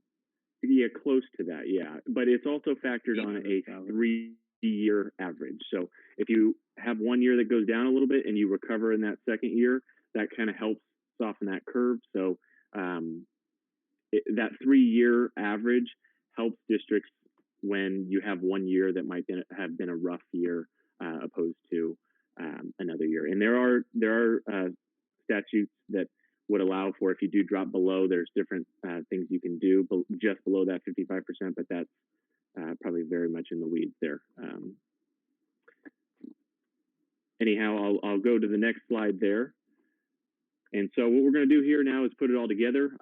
I've kind of tried to lay the bricks here for us to follow, and we calculated the base LCFF entitlement, that 140 million.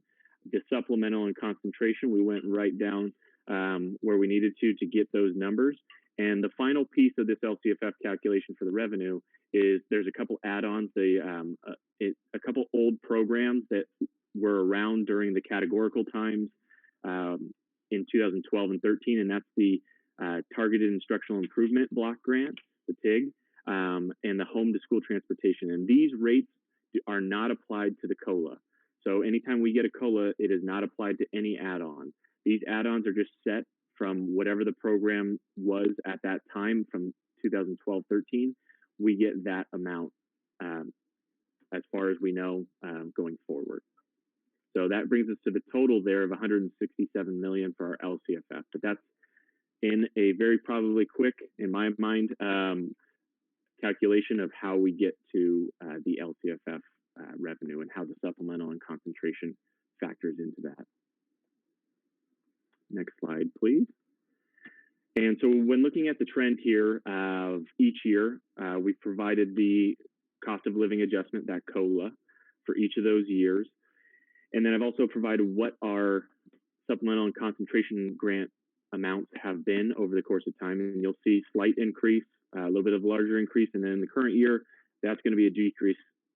And it's compounded in this situation because we had some declining unduplicated pupil count numbers, as well as there's a 0% COLA. So sometimes when that COLA is applied to LCFF, it softens the blow of having a decrease in your unduplicated pupil percentage.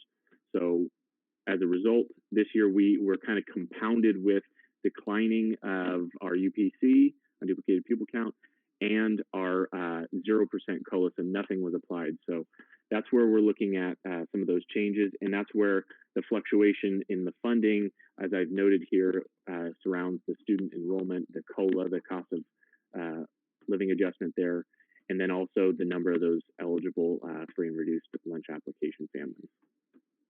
Next slide, please. Looking at the current year in terms of how our applications were, or how we got to our unduplicated pupil numbers, the COVID presented a lot of issues, as everybody is well aware. But one of the things that happened was the federal government, they provided, the USDA, provided a waiver on districts and allowed them to operate under the seamless summer option. So SSO, because we love acronyms.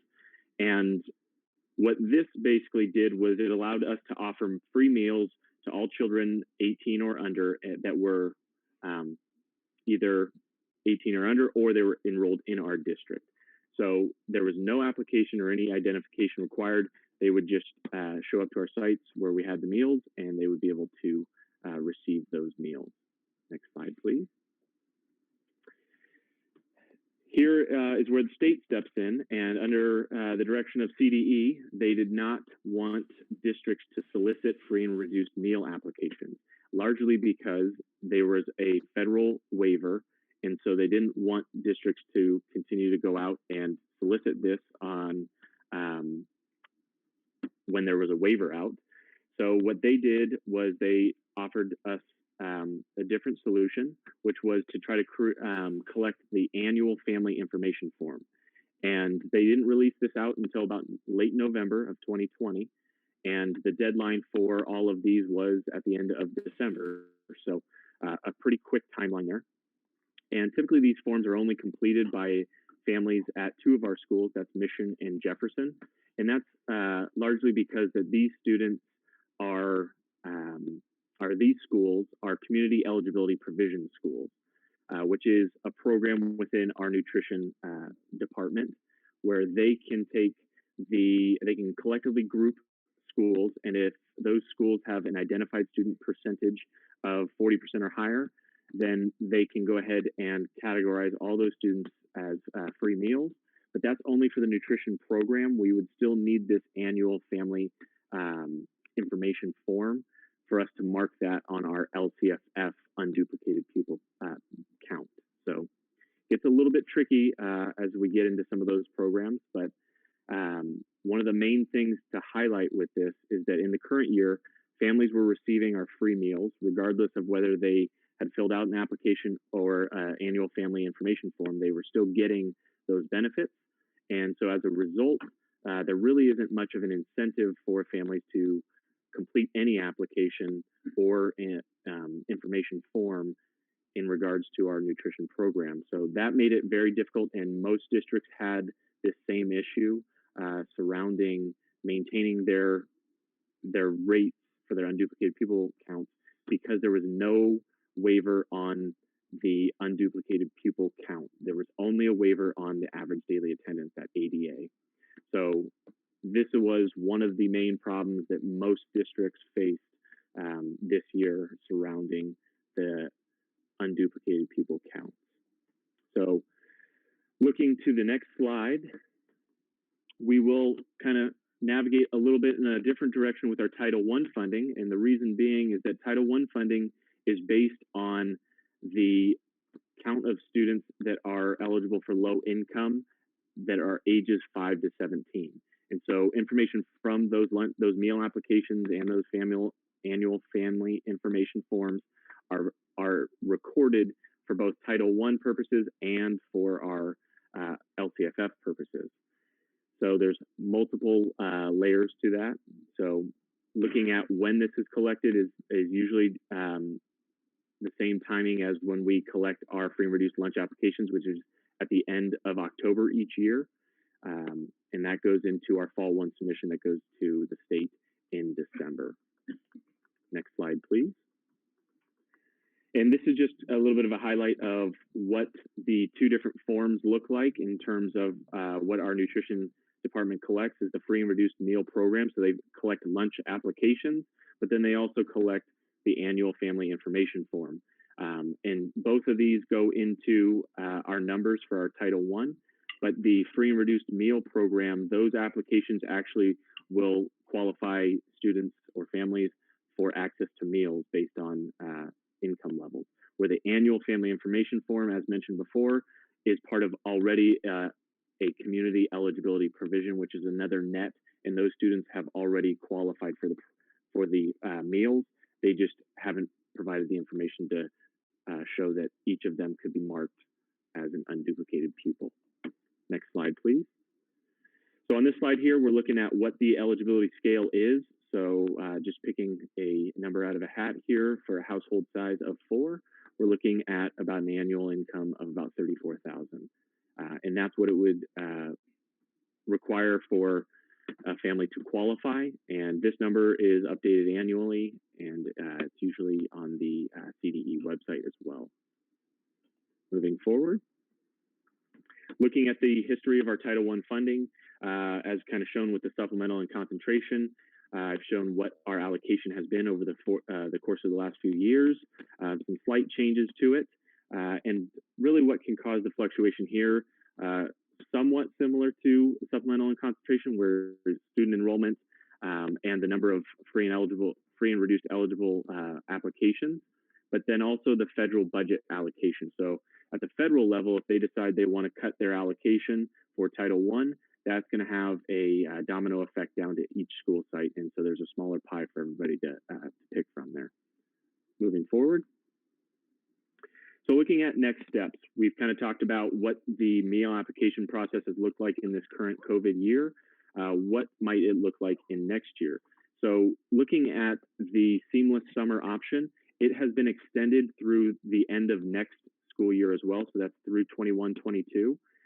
What that means is that students aren't going to have to pay anything to receive meals, and that the CDE is still recommending that schools don't solicit the free and reduced meal applications. So what that means is we will look towards the annual family information form. And one of the things that we are exploring is doing that during our registration and data confirmation in ARIES to make that a digital process, hopefully streamlining a few things and making it easier for our families. But then also we'll pass this information along to the state to make sure that we're getting that funding, but also that students might be identified for other government programs that could be beneficial to those families. And in the event that we haven't received the annual family information form, we will have school sites reach out to those families to make sure that that their needs are also being met, and to see if they might fill out that form for us. Next slide, please. All right, so we are back on track here with the expenditures, looking at what the changes were in detail for what our budget looked like from second interim to third interim. A couple things to note here is looking at the certificated salaries they bumped up as a result of some of the federal and state money that came in. The intervention support is going to be a good portion of that. But one of the other items that you'll see is pretty large here is the books and supplies. I just want to caution you that that's just a temporary placeholder. And as we're forming these plans, as you heard last night with the Expanded Learning Opportunities Grant, our plans are being developed, and we're taking any advice that we can get from our schools, our stakeholders, and then of course the board to put those into our budget initiatives. So once we have that plan finalized, we can start dispersing this budget across other line items. So that's just a temporary placeholder that you can see there on the books and supplies. Next slide, please. Looking at the components of the ending fund balance, as we do with some of the other slides, we look at that progression here of the ending fund balance. And the key here is looking at the focus in restricted funding, and that our commitment to try to spend that money first. And then the final piece on this is the increase in the reserve requirement. Because as I've continuously mentioned, our reserve is based on our total general fund expenditure. So as our budget increases on the general fund as a whole, then that requirement obviously is going to come up to that 5% there. So as we implemented and put in some of these federal and state dollars, that bumped up our budgets for the current year, and so that reserve requirement also went up with that. So some of these things are in our budget right now, but they will carry over. So as mentioned before, these funds are multi-year, and so we're supposed to be using them. We get them one time in nature, but they're supposed to last us through the expenditure period. So next slide, please. And one more, please. So we'll look at the multi-year projection, and a couple of the assumptions that we've implemented or used in our multi-year projection is that current year, we do know that that's not really an assumption. Our COLA is 0%. The COLA is 3.84%, or it's projected at 3.84% for next year. That might go slightly up. Once we get the May revision out, we'll have a better number to use for our projections, but we're also factoring in any adjustments for enrollment decline and all those items that go with that. So moving to the next slide here. Looking at our multi-year projection here, the 3-year projection, you'll notice in this slide, the key part is going to be the additional reductions in order for us to meet our reserve in that final year. And that's going to largely be due to our decrease in the LCFF. Earlier, I mentioned that we have a hold harmless on ADA. And as I mentioned, since we're declining enrollment, we're normally taking our prior year average daily attendance. And so what happens is we got to hold harmless, and that will help us in 21-22 because normally we would have taken 20 to 21. And so it gives us a fail safe in that 1 year, but then in that 2022-23, we have to then take either the current year ADA or what our actual ADA was in 21-22. So in the upcoming year, we'll either take that ADA or whatever our ADA is in that third year out, the 22-23 year. And so there's a decrease in LCFF funding in that year, compounded with the STRS, PERS benefit rate increases, among other things. So right now, let's looking at about 4.9 million in that third year of additional expenditure reductions. Next slide, please. The multi-year fund balances. So like we showed the revenues, expenditures, we're going to look at the ending fund balances or the components of that. And so you'll see what that progression looks like. We're not able to assign anything in that third year out. And we would be still short, as you can see, in our reserve. Our ending fund balance gets down to about 7.7 million. So as mentioned before, that average daily attendance hold harmless will really impact us in that 22-23 year when we no longer have that protection. Next slide, please. And one more. So looking at fiscal stabilization, we're going to continue our ongoing commitment to try to align our staffing with our declining enrollment, as well as evaluate ongoing expenditures that we can do or that we can find for possible reductions so that we can maintain our fiscal solvency. And the following slide, please. So what we're looking at here in the next steps for the board is to adopt the third interim as still as a qualified budget, and then we're going to continue to work with our friends over at SDCOE to try to make sure that we're in compliance and that we are making the best moves that we can moving forward, as well as we'll be paying close attention to the governor's May revise, which will start building out our adopted budget for our projections. And that will be it. If there's any questions, then please let me know. Alex, do you have any questions for that very thorough presentation? Thanks. I loved it. That was fantastic. Are we permitted to incentivize those forms coming in? Can we offer some kind of incentives to get those forms back? Because you said the natural incentive that is usually there, which would be enrollment in the free and reduced lunch program, is gone. And we're in this for this year. And I love that you're thinking like, let's get it in the door as soon as students step on campus.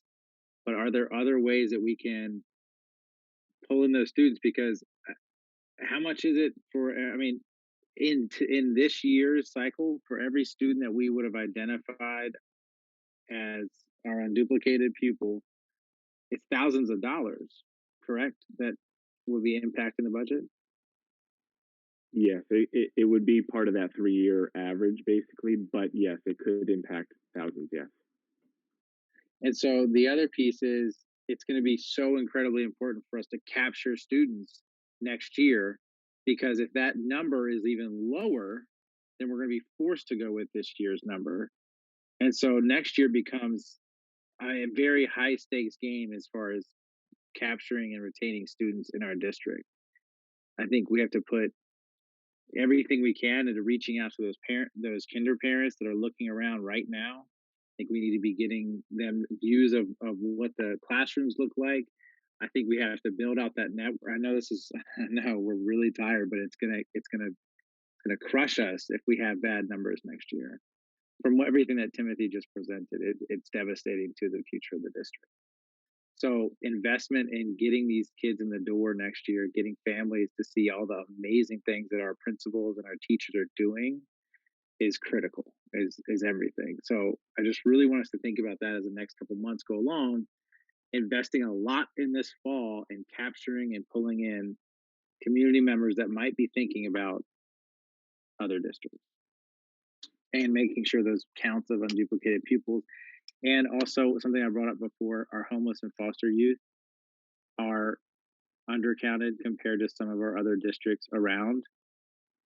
What can we do to, again, capture that number of students more accurately or more fully? Are we looking at students that are living in multiple family households?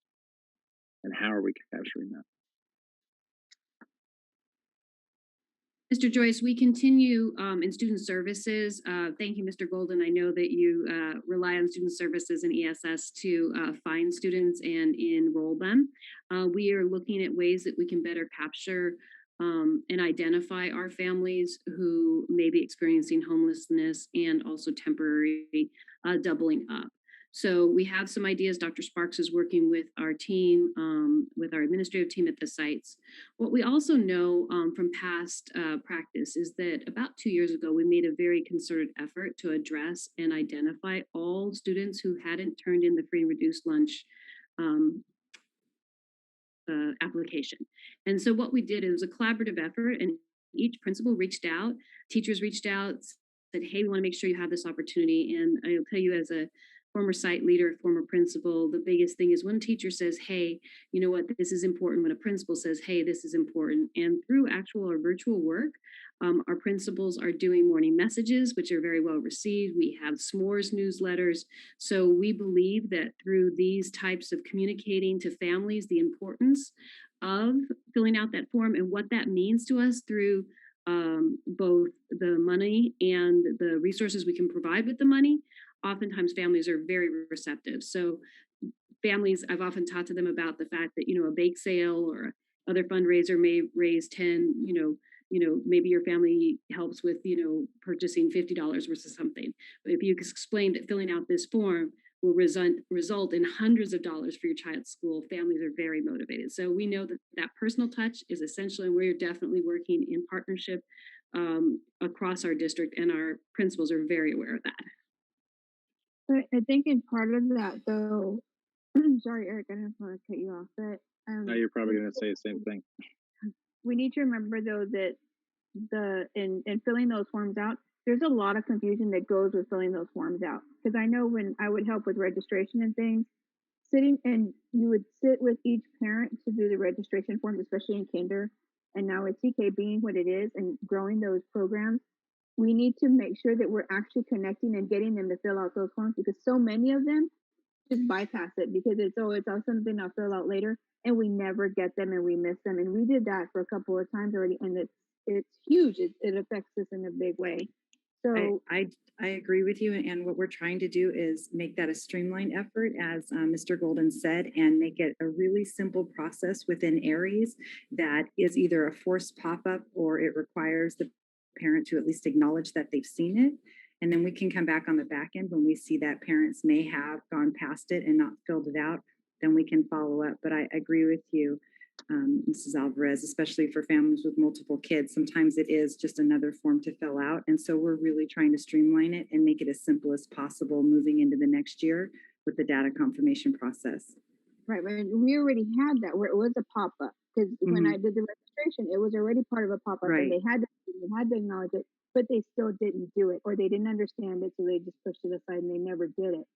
So there needs to be a different way, or we need to make sure that when they're registering, that somebody is there to truly be there to help them to do this registration or whatever the process is that we're going to be doing it in, because they will need the help, because especially when it's multiple children, because they're not understanding of it's for each kid, and it does require for each student and everything else. So we have, so that pop-up, again, we've already had it.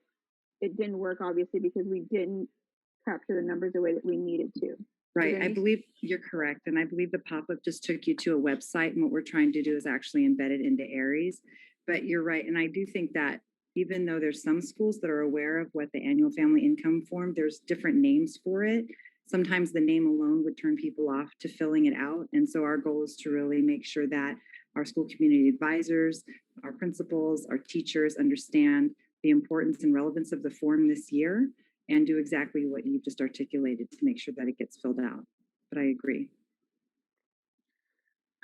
Again, I think it circles back to the in-person contact with somebody who is trusted. In most cases, you brought up as the teacher. And we talked about this a little bit yesterday, having that personal interaction early in the year that brings their attention in a in-person setting to these things that are critical to, I mean, it's not critical to the budget, it's critical to the education of their kids. So I hope that we're looking at ways to do personalized outreach at the beginning of the year,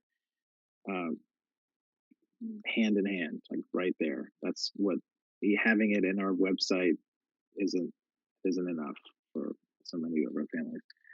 The other, so do we have a system that alerts us if multiple children live in the same household? I don't know. There's got to be a system, and we can hear about it another time. But I'm finding those students that are double housed, because I think that's a big space that we're underutilized under the homeless foster youth. Okay, that's all I have. Thank you so much. Okay, that's a good idea, Eric. All right, I'll make a motion to approve item 11A. I'll make a motion. You made the motion, Stacy? Yeah, I did. I'll second. I do want to make a comment on the second, though. Keep in mind the big picture here. We just got a math lesson and all the weeds of this stuff, and that was very helpful. But the bottom line is, I mean, for years, we've been in the qualified budget scenario. That third year out number was $30 million, $20 million. I think I pointed out that second interim, there's down to 7 million. And this one, we're at 4.9 million. So things are going in the right direction in the big picture in terms of getting us out of those things. All of the efforts you're talking about and then some help towards that for sure. But the district's going in that right direction fundamentally. And even though we probably still have structural issues going on, and we'll have the bottom line is getting better through all these quarterly and interim reports each year. So please note that when you're talking with your folks. Thanks. All right, with no more discussion, I'll call for the vote. All in favor of accepting item 11A? Aye. Aye. Motion carries 5-0. Thank you, Mr. Golden, for the presentation. Item 11B, approval of annual commission installment premium to Keenan and Associates for supplemental employee retirement plan. Thank you. The Supplemental Employee Retirement Plan, also known as the SERP, on September 26, 2017, the Board of Education adopted Resolution Number 10 to approve a Supplemental Employee Retirement Plan, or SERP, with Keenan and Associates. They provide annuities to eligible employees through a tax-qualified 403B program over 5 years or less. The cost of the annuities funded by the district's plan includes a fee payable to Keenan and Associates for service and administrators of the SERP. The commission amount is equal to 5% of the total annual installment premium. Keenan's fees are billed separately outside of the cost of the annuities for each year for 5 years. This is the fourth of 5 annual payments for the annual commission installment premium. It is recommended that the Board of Education approve the annual commission installment premium to Keenan Associates in the amount of $123,985 for the service.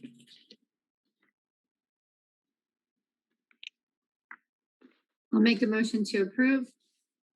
Second. Any questions? All in favor? Aye. Aye. Motion carries 5-0. Moving right along, item 11C, approval of OUSD Expanded Learning Opportunities ELO Grant Plan. Thank you. On March 5th, 2021, Governor Newsom signed into law ABSB 86, which provides new funding for LEAs using Proposition 98 funds. Part of the additional funding is called the Expanded Learning Opportunity Grant, which we call the ELO grant. It allows for flexibility with implementing learning recovery programs across the district. Allocations of funds are based on the LCFF formula entitlement. To determine appropriate expenditures under the ELO grant, OUSD site principals facilitated site-level meetings with teachers, classified employees, and OUSD community members' families to solicit feedback regarding site priorities for use for the allotted funding. This feedback was then utilized by district staff to design the ELO grant plan to provide supplemental instruction and support to identified students based on 7 specific strategies. This plan was also reviewed in last night's board study session. Upon approval of the ELO grant plan, the plan will be forwarded to the San Diego County Office of Education for approval and submission.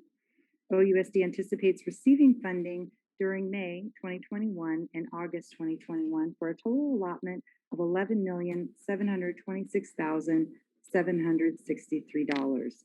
Funds will be available for use through August 31st, 2022. It is recommended for approval of the ELO grant. I'll make a motion to approve. I'll second. Person second. Do we have any questions? For the, I'm just making sure that I'm not mixing it up. I thought yesterday when we talked about establishing community schools within our boundaries, that the ELO grant was one of the funding sources identified for doing so. Is that correct, or will we look at the broader COVID funding? My understanding in our meeting yesterday was that was an area that we were going to explore. Dr. Vitale, did you want to share? No, that also was not my understanding. My understanding was that we were going to look into extended services through Vista Community Clinic. I did not understand that we set forth community schools last evening.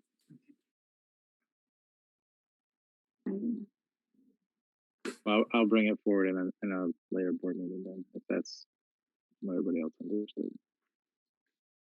Okay. Okay, all right, I'll call for the vote. All in favor of accepting this ELO grant application? Aye. Aye. Aye. Aye. All right, motion carries 5-0. Hang in there, board colleagues. We're almost done. We've got some policy development now. These are all different board policies we're going to go through. The first one is item 12A, adopt resolution number 39, proclaiming May 2021 as Asian American and Pacific Islander Heritage Month. Move approval. Oh, Is there a presentation? discussion? Sorry. Yeah, is there a presentation or you just need a motion? Eric, can you read it? Do you have it in front of you by any chance? I do have it pulled up, so I'll read it, and I apologize for my late night read alouds. As a teacher, I definitely should be better at this. Whereas the Asian American and Pacific Islander American community is an inherently diverse population composed of more than 45 distinct ethnicities and more than 100 language dialects. Whereas California is the home to the largest population of Asian Americans, a group that has enriched the state in countless and invaluable ways. And whereas the state of California is home to 1.4 million students in kindergarten through 12th grade who are Asian and Pacific Islander. And whereas more than 52,000 students in San Diego County public schools are of Asian and Pacific Islander descent. And whereas in 1977, the Congress introduced a House resolution to proclaim the first 10 days of May as Asian Pacific Heritage Week, a celebration of Asian and Pacific Islanders in the United States. And whereas in 1990, Congress voted to expand Asian Pacific Heritage from 1 week to a month-long celebration in May 1992, the month of May was permanently designated as Asian American and Pacific Islander American Heritage Month. And whereas understanding Asian and Pacific Islander history is an important part of celebrating Asian and American Pacific Islander Heritage Month, and whereas Asian American and Pacific Islander communities enhance the rich diversity and strength in the United States. And whereas Asian Americans and Pacific Islanders have endured and overcome hardship, heartache, and in this year especially have felt fear for themselves and their loved ones in the wake of anti-Asian hate and acts of violence against people in the Asian and Pacific Islander communities. And whereas these communities face inequities today that have roots in our country's history, with the Chinese Exclusion Act of 1882 and the internment of Japanese Americans during the World War II. And whereas Asian Americans and Pacific Islanders have persevered, creating opportunities for their children and making advances in our country through the arts, science, technology, law, agriculture, industry, and commerce, and public service, such as healthcare and the military. And whereas we acknowledge the historical and cultural contributions of Asian Americans and Pacific Islander Americans in the development of the state of California for their contributions to government and our nation, both nationally and locally in San Diego County. And whereas celebrating Asian American and Pacific Islander American Heritage Month provides the people of the United States with an opportunity to recognize the achievements and contributions in the history of and to understand the challenges faced by Asian Americans and Pacific Islanders. Now, therefore, be it resolved that Oceanside Unified School Board of Education does hereby proclaim May 2021 as Asian American and Pacific Islander Heritage Month. Okay, so this is a resolution that requires a vote. Yes, it does. Thank you, Eric, for reading that. Thank you, Eric. I'll make a motion to accept this resolution. Second. We have a first and a second. All right, all in favor? Aye. Aye. Aye. Will we have Stacy. Oh, go ahead. Will we have the opportunity to sign the resolution? Yes, the resolution requires signing. Okay. So, Can the entire board sign the resolution? Sure, we will make it so that the entire board signs the resolution. That's beautiful. Thank you. Thank you. Stacy, I just have one thing to add. I just want to share that just this year, there was a book published and it's called The Girl in the Gold Dress. You can't see it. I should have had a little thingy that Greg could have brought up. Anyway, it was written by a local San Diego employee, Christine Paik, and it's a beautiful story about the Korean heritage. And basically, Christine is the Matthew in the Poway School District. And she wrote this book and it was illustrated by her mother. It is a beautiful story, and we are going to buy a copy of this book to put in all of our libraries so that all Korean students can see themselves represented in the curriculum, which is a priority of this board. So please look for that in your school libraries coming soon. Is it possible, maybe, I know the curriculums are tight, but to have it as a read aloud in every classroom? I think the teachers have access to it if it's in the library, so we'll leave it up to them. It's just one copy per school, 23 copies, 24 copies. At this time, it's one copy. We were super excited to be able to do that. We have spent a lot of money in our libraries, which we'll be sharing later in June.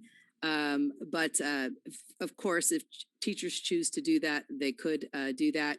Ann Gibbons read the story last evening, and she's going to read it to her grandchildren because it's just that beautiful of a story. So we will have the opportunity for people to do that should they choose to do that. Thanks. Yeah, I'm appreciative of you doing that. So thank you. All right. So we're going to move on. The next several items on the agenda are approval of replacements to board policies. So we'll kind of go through these systematically. 12B, approval of replacement of board policy 3260, fees and charges. Dr. Begin, this policy is being updated to add a new section on the collection of debt, reflecting new law AB 1974, which prohibits negative action against a student or former student for a debt owed to the school and requires districts to provide parents and guardians with an itemized invoice that references applicable district policies. After reviewing CSBA's newest and most updated version with the district and with our council, it's recommended that the Board of Education approve the proposed replacement policy. I'll make a motion to approve.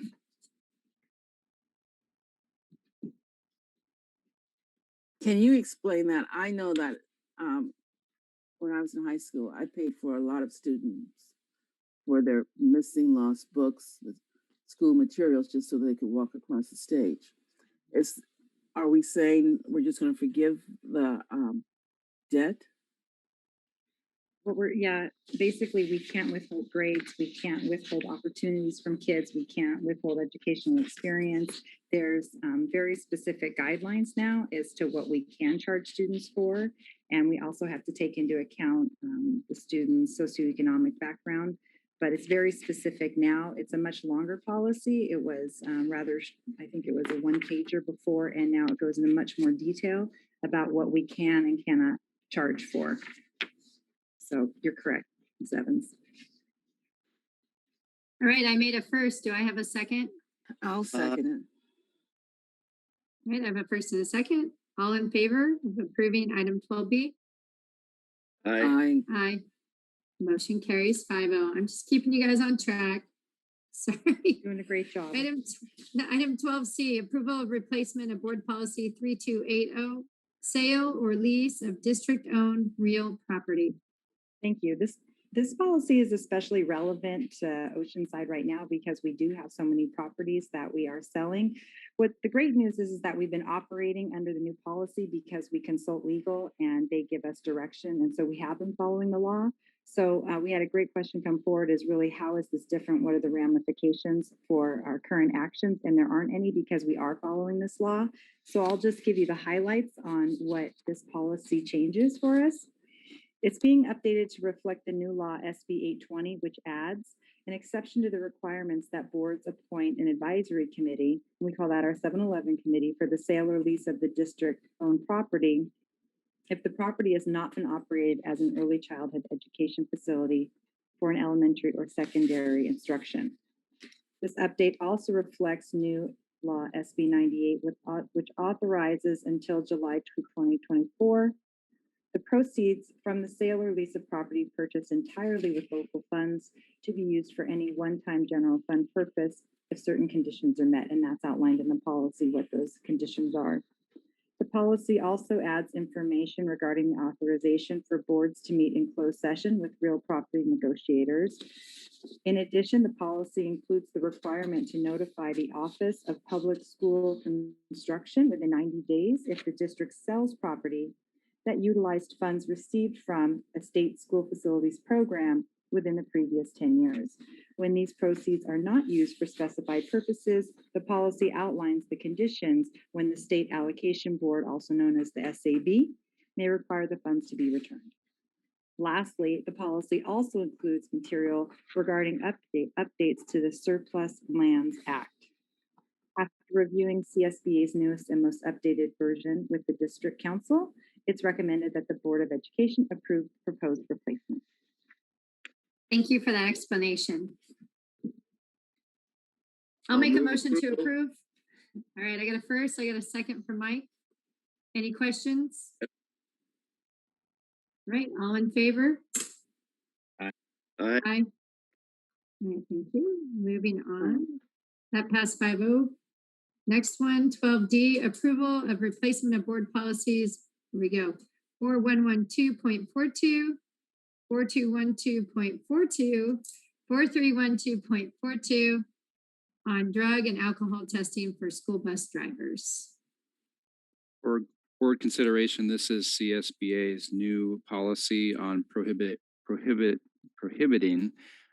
drug and alcohol use for school bus drivers. And this new policy clarifies that alcohol testing be conducted on a federal testing program and follows federal laws on confidentiality and testing results, and also reporting to the Department of Motor Vehicles, among other new updates. Thanks. I'll make a motion to approve. I'll second it. Any questions? All right, all in favor? Aye. Motion carries 5-0. Next item, 12E, approval of replacement of board policies 4119.21, 4219.21, and 4319.21 on professional standards. This item specifically addresses employee conduct and addressing interactions with students and identifying the levels of what are considered inappropriate conduct to reflect current law. There are 14 new updates in this that replaces previous language.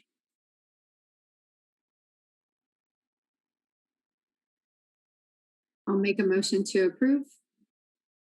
I'll second. Any questions? The language inappropriate employee conduct includes but is not limited to. That's like a broad. Is that this is the recommended CSBA language? This is directly from CSBA. These are the 14 points. They're mostly reflected what we would see in Ed Code as well. But it does cover some of the new laws that are out there in terms of protecting students. So it addresses things like fraternization with students, or soliciting or maintaining inappropriate contact with students. So there's just some updated language that strengthens that for what's considered inappropriate conduct. Okay, thank you. All right, I'll call for the vote. All in favor? Aye. Aye. Motion carries 5-0. Moving right along, 12F, approval to revision of board policy 5145.6 and exhibit 5145.6 on parental notifications. Thank you, Dr. Begin. This is an update to the language on our parent notifications. Every year we send parent notifications describing to parents their rights and responsibilities in relation to attending public schools. This will remove obsolete language related to school of choice and update the notification to reflect the Title IX coordinator, and so that families will know where to report Title IX incidences.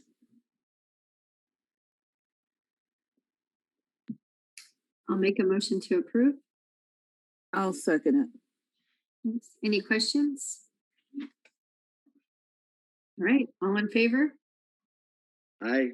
Aye. Motion carries 5-0. Last one, 12G, approval of revision to board policy 5145.7 on sexual harassment.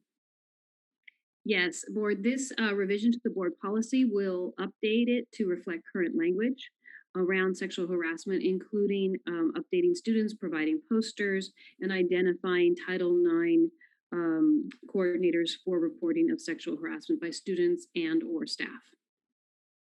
So approval of this will align with current language in CSBA recommended board policies. I'll make a motion to approve. I'll second it. I also have a question. This also covers texting or sexting, whatever it's called. That could be among the things that it would cover, yes. Okay, thank you. All right, I'll call for the vote. All in favor, item 12G? Aye. Aye. All right, motion carries 5-0. My favorite part of the night, second favorite. The students are my favorite. So second favorite is public comment. And we have a total of 3 public comments. So I'll just remind you, you have 3 minutes, and it looks like we have Victoria Mariani first. Yay. All right, you have 3 minutes, Victoria. Thank you. Good evening. I'm fifth grade teacher Victoria Mariani. I'm here tonight to express my frustration, disappointment, and utter confusion about the district's change to the elementary school Wednesday schedule. My entire class of 30 students agree with me that this change is not only totally unnecessary, but is downright absurd, considering that there are only 20-something days left in the school year. Because of COVID restrictions, my entire class is only together during Wednesday virtual instruction. We use these days to hear from each student in our class, as well as to celebrate stellar students who earn the distinction of Student of the Month. My principal, Dr. Aranda, has participated in several of these ceremonies, and she had this to say about her observations there, and I quote, "I can't say enough about what I am witnessing in your class. The community that you are building is inspirational. You increase student engagement by your high expectations, unconditional positive rapport routines, and celebrations. Peers recognizing each other in such heartfelt ways is authentic and powerful. Students must feel special, whether they are being recognized in the moment or not. These elements are characterized by meaningful engagement around content that matters. Your capacity to know your students and see them supports those students who have been traditionally marginalized in schools," end quote. Because of the schedule change, our class will never be whole again, unless we plan a virtual meeting outside of the district schedule. My fifth graders want to know why, with only 5 weeks left of the school year, would district leaders propose such a catastrophic plan.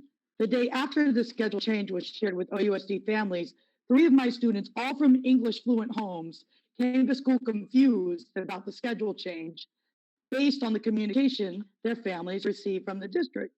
Since said change, at least 6 more of my students shared that they will not be able to attend class at all on Wednesdays.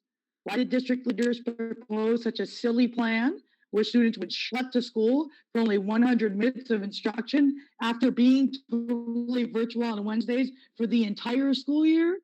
It feels like it was a hasty decision made at the last minute to appease a small sector of very vocal parents who are demanding a full return to in-person learning. Newsflash, throwing us 1 hour, 40-minute Wednesday schedule is not music to their ears. In effect, all OUSD has done is obliterated whole class learning communities and cohesion in our elementary schools. I am disgusted with the district schedule plan and saddened by the board's rubber stamping of such a terrible idea at the cost of students.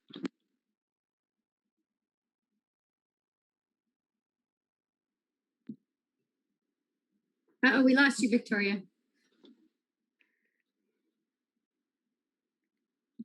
All right. The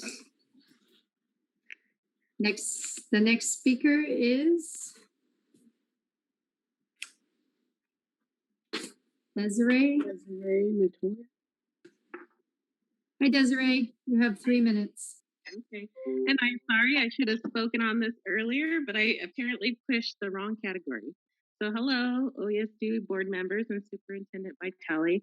My comment is brief, but I'd like to say thank you to all who came together to make sure there would be summer sessions for our 2-way bilingual immersion program students. Just like their peers in regular classes, there are students who need additional support in TWBI, my first grade son included. We're looking forward to taking advantage of the additional support that's going to be offered. And I'll also take this opportunity to thank all of our dual immersion teachers for their hard work and dedication to this program. They definitely are an amazing dynamic team. So thank you, I really appreciate it. Thank you, Desiree. Do we have one more speaker tonight? Heather isn't in the room to begin. Okay, well, that means that concludes public comment tonight. We have board staff discussion. And then we're going to reconvene into closed session. I have a couple of very brief things. One, I just want to voice because we haven't talked about it out in this meeting, is that there has been a lot of frustration with the elementary school schedule change, and it did impose difficulties on so many families. And I think it's just important that we recognize that we hear that the decision came about from a lot of different factors, and it is really unfortunate that we came to that point and had such negative impact on many families. And I think we're looking forward now, but we do need to recognize that that did have an impact on our community. So that's the only thing about the schedule. For looking ahead, as we're starting to come out, as the restrictions in June are going to be lifted, I'd like to know what board colleagues think about returning to in-person meetings. I love that we have this virtual. For me, I just say my piece on it is I think we should start looking at doing the in-person meetings if we're going to start full in-person instruction, especially for our children over the summer. And if we're going to do that, I want to make sure that we can provide this access for families, because we've had so many working parents or parents that need to be home, like right now, that can participate in the meetings and stay up to date with what's going on in the district. So that's my thoughts, and I wonder what the rest of the board is thinking in that arena.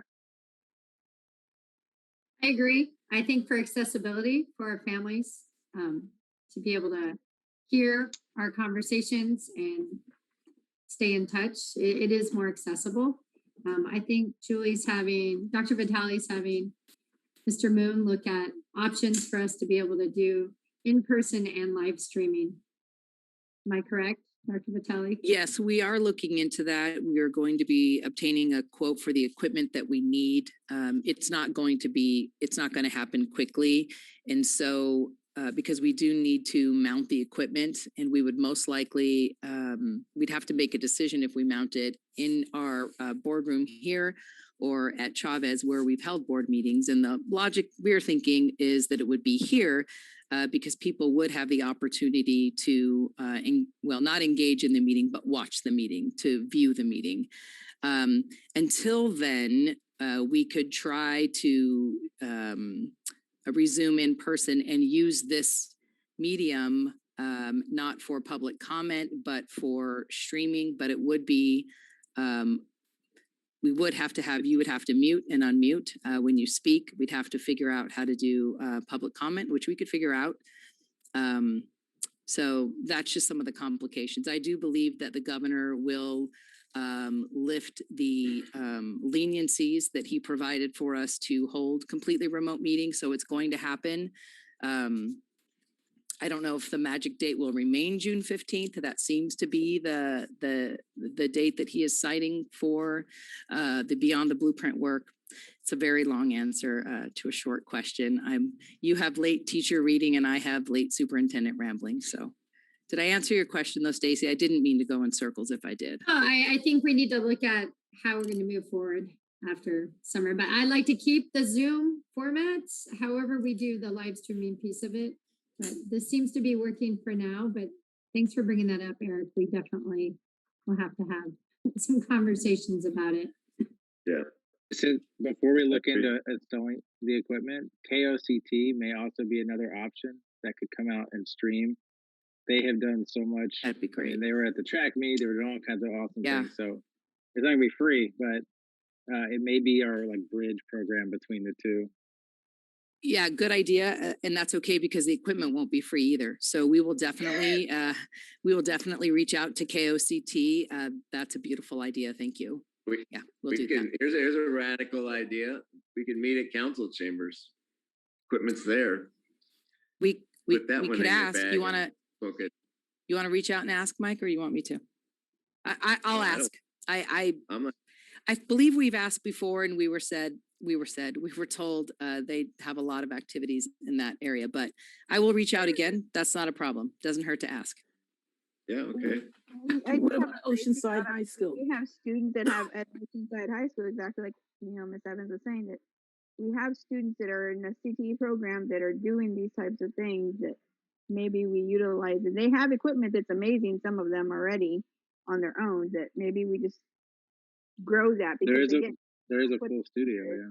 yeah. So just putting it out there, our own students are amazing. So hello, that's just Right.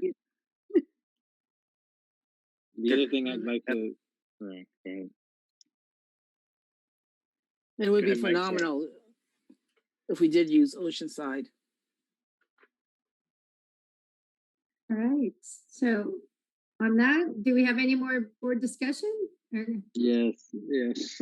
I'd Okay, like to go ahead. request for the next board meeting that we include a resolution to rescind emergency declaration, as we are now in standard operating and we're not having to make really fast moves at the last second. I think it goes a long way, not only in restoring trust, but also making sure that all of the accountability measures in place that are in place traditionally within our setup. So I'd like to request that be added to the next board meeting agenda.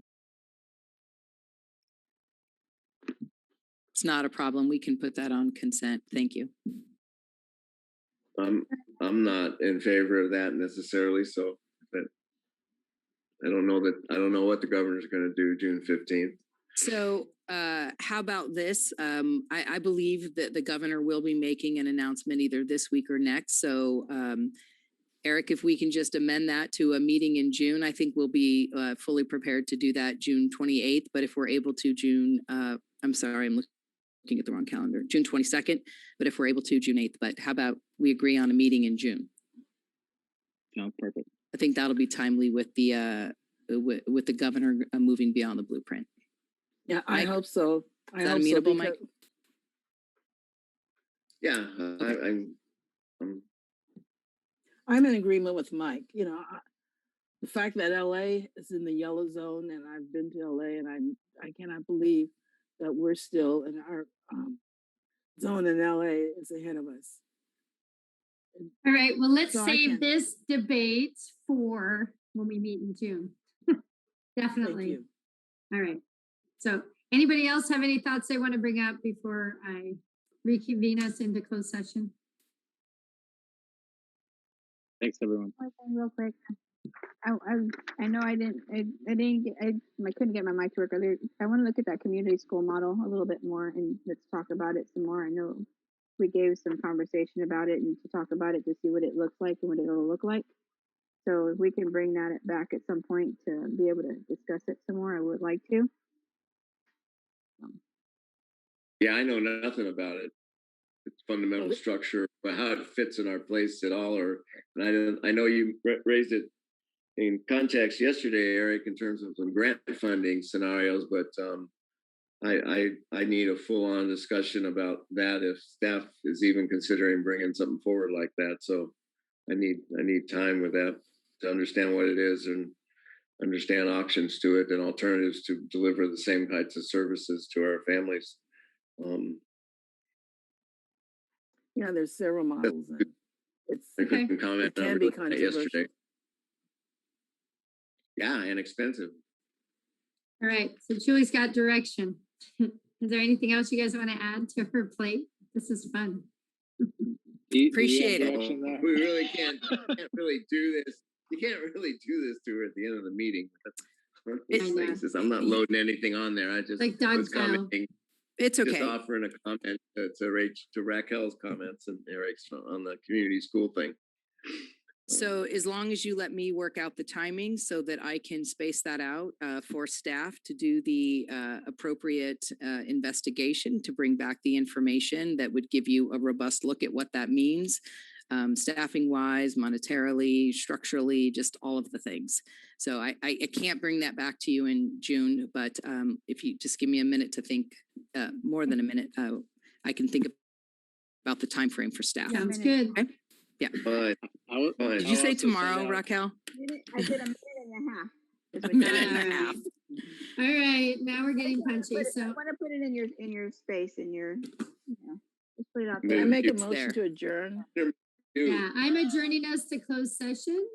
So that's what You we're gotta doing. go to the other. You have to go Yep. to the other access. Okay. Yep. See All right. you- see you in a Thanks for minute. joining us tonight. And I will see my Yep, thank colleagues you. in Good closed meeting. session. Okay, thank you. night.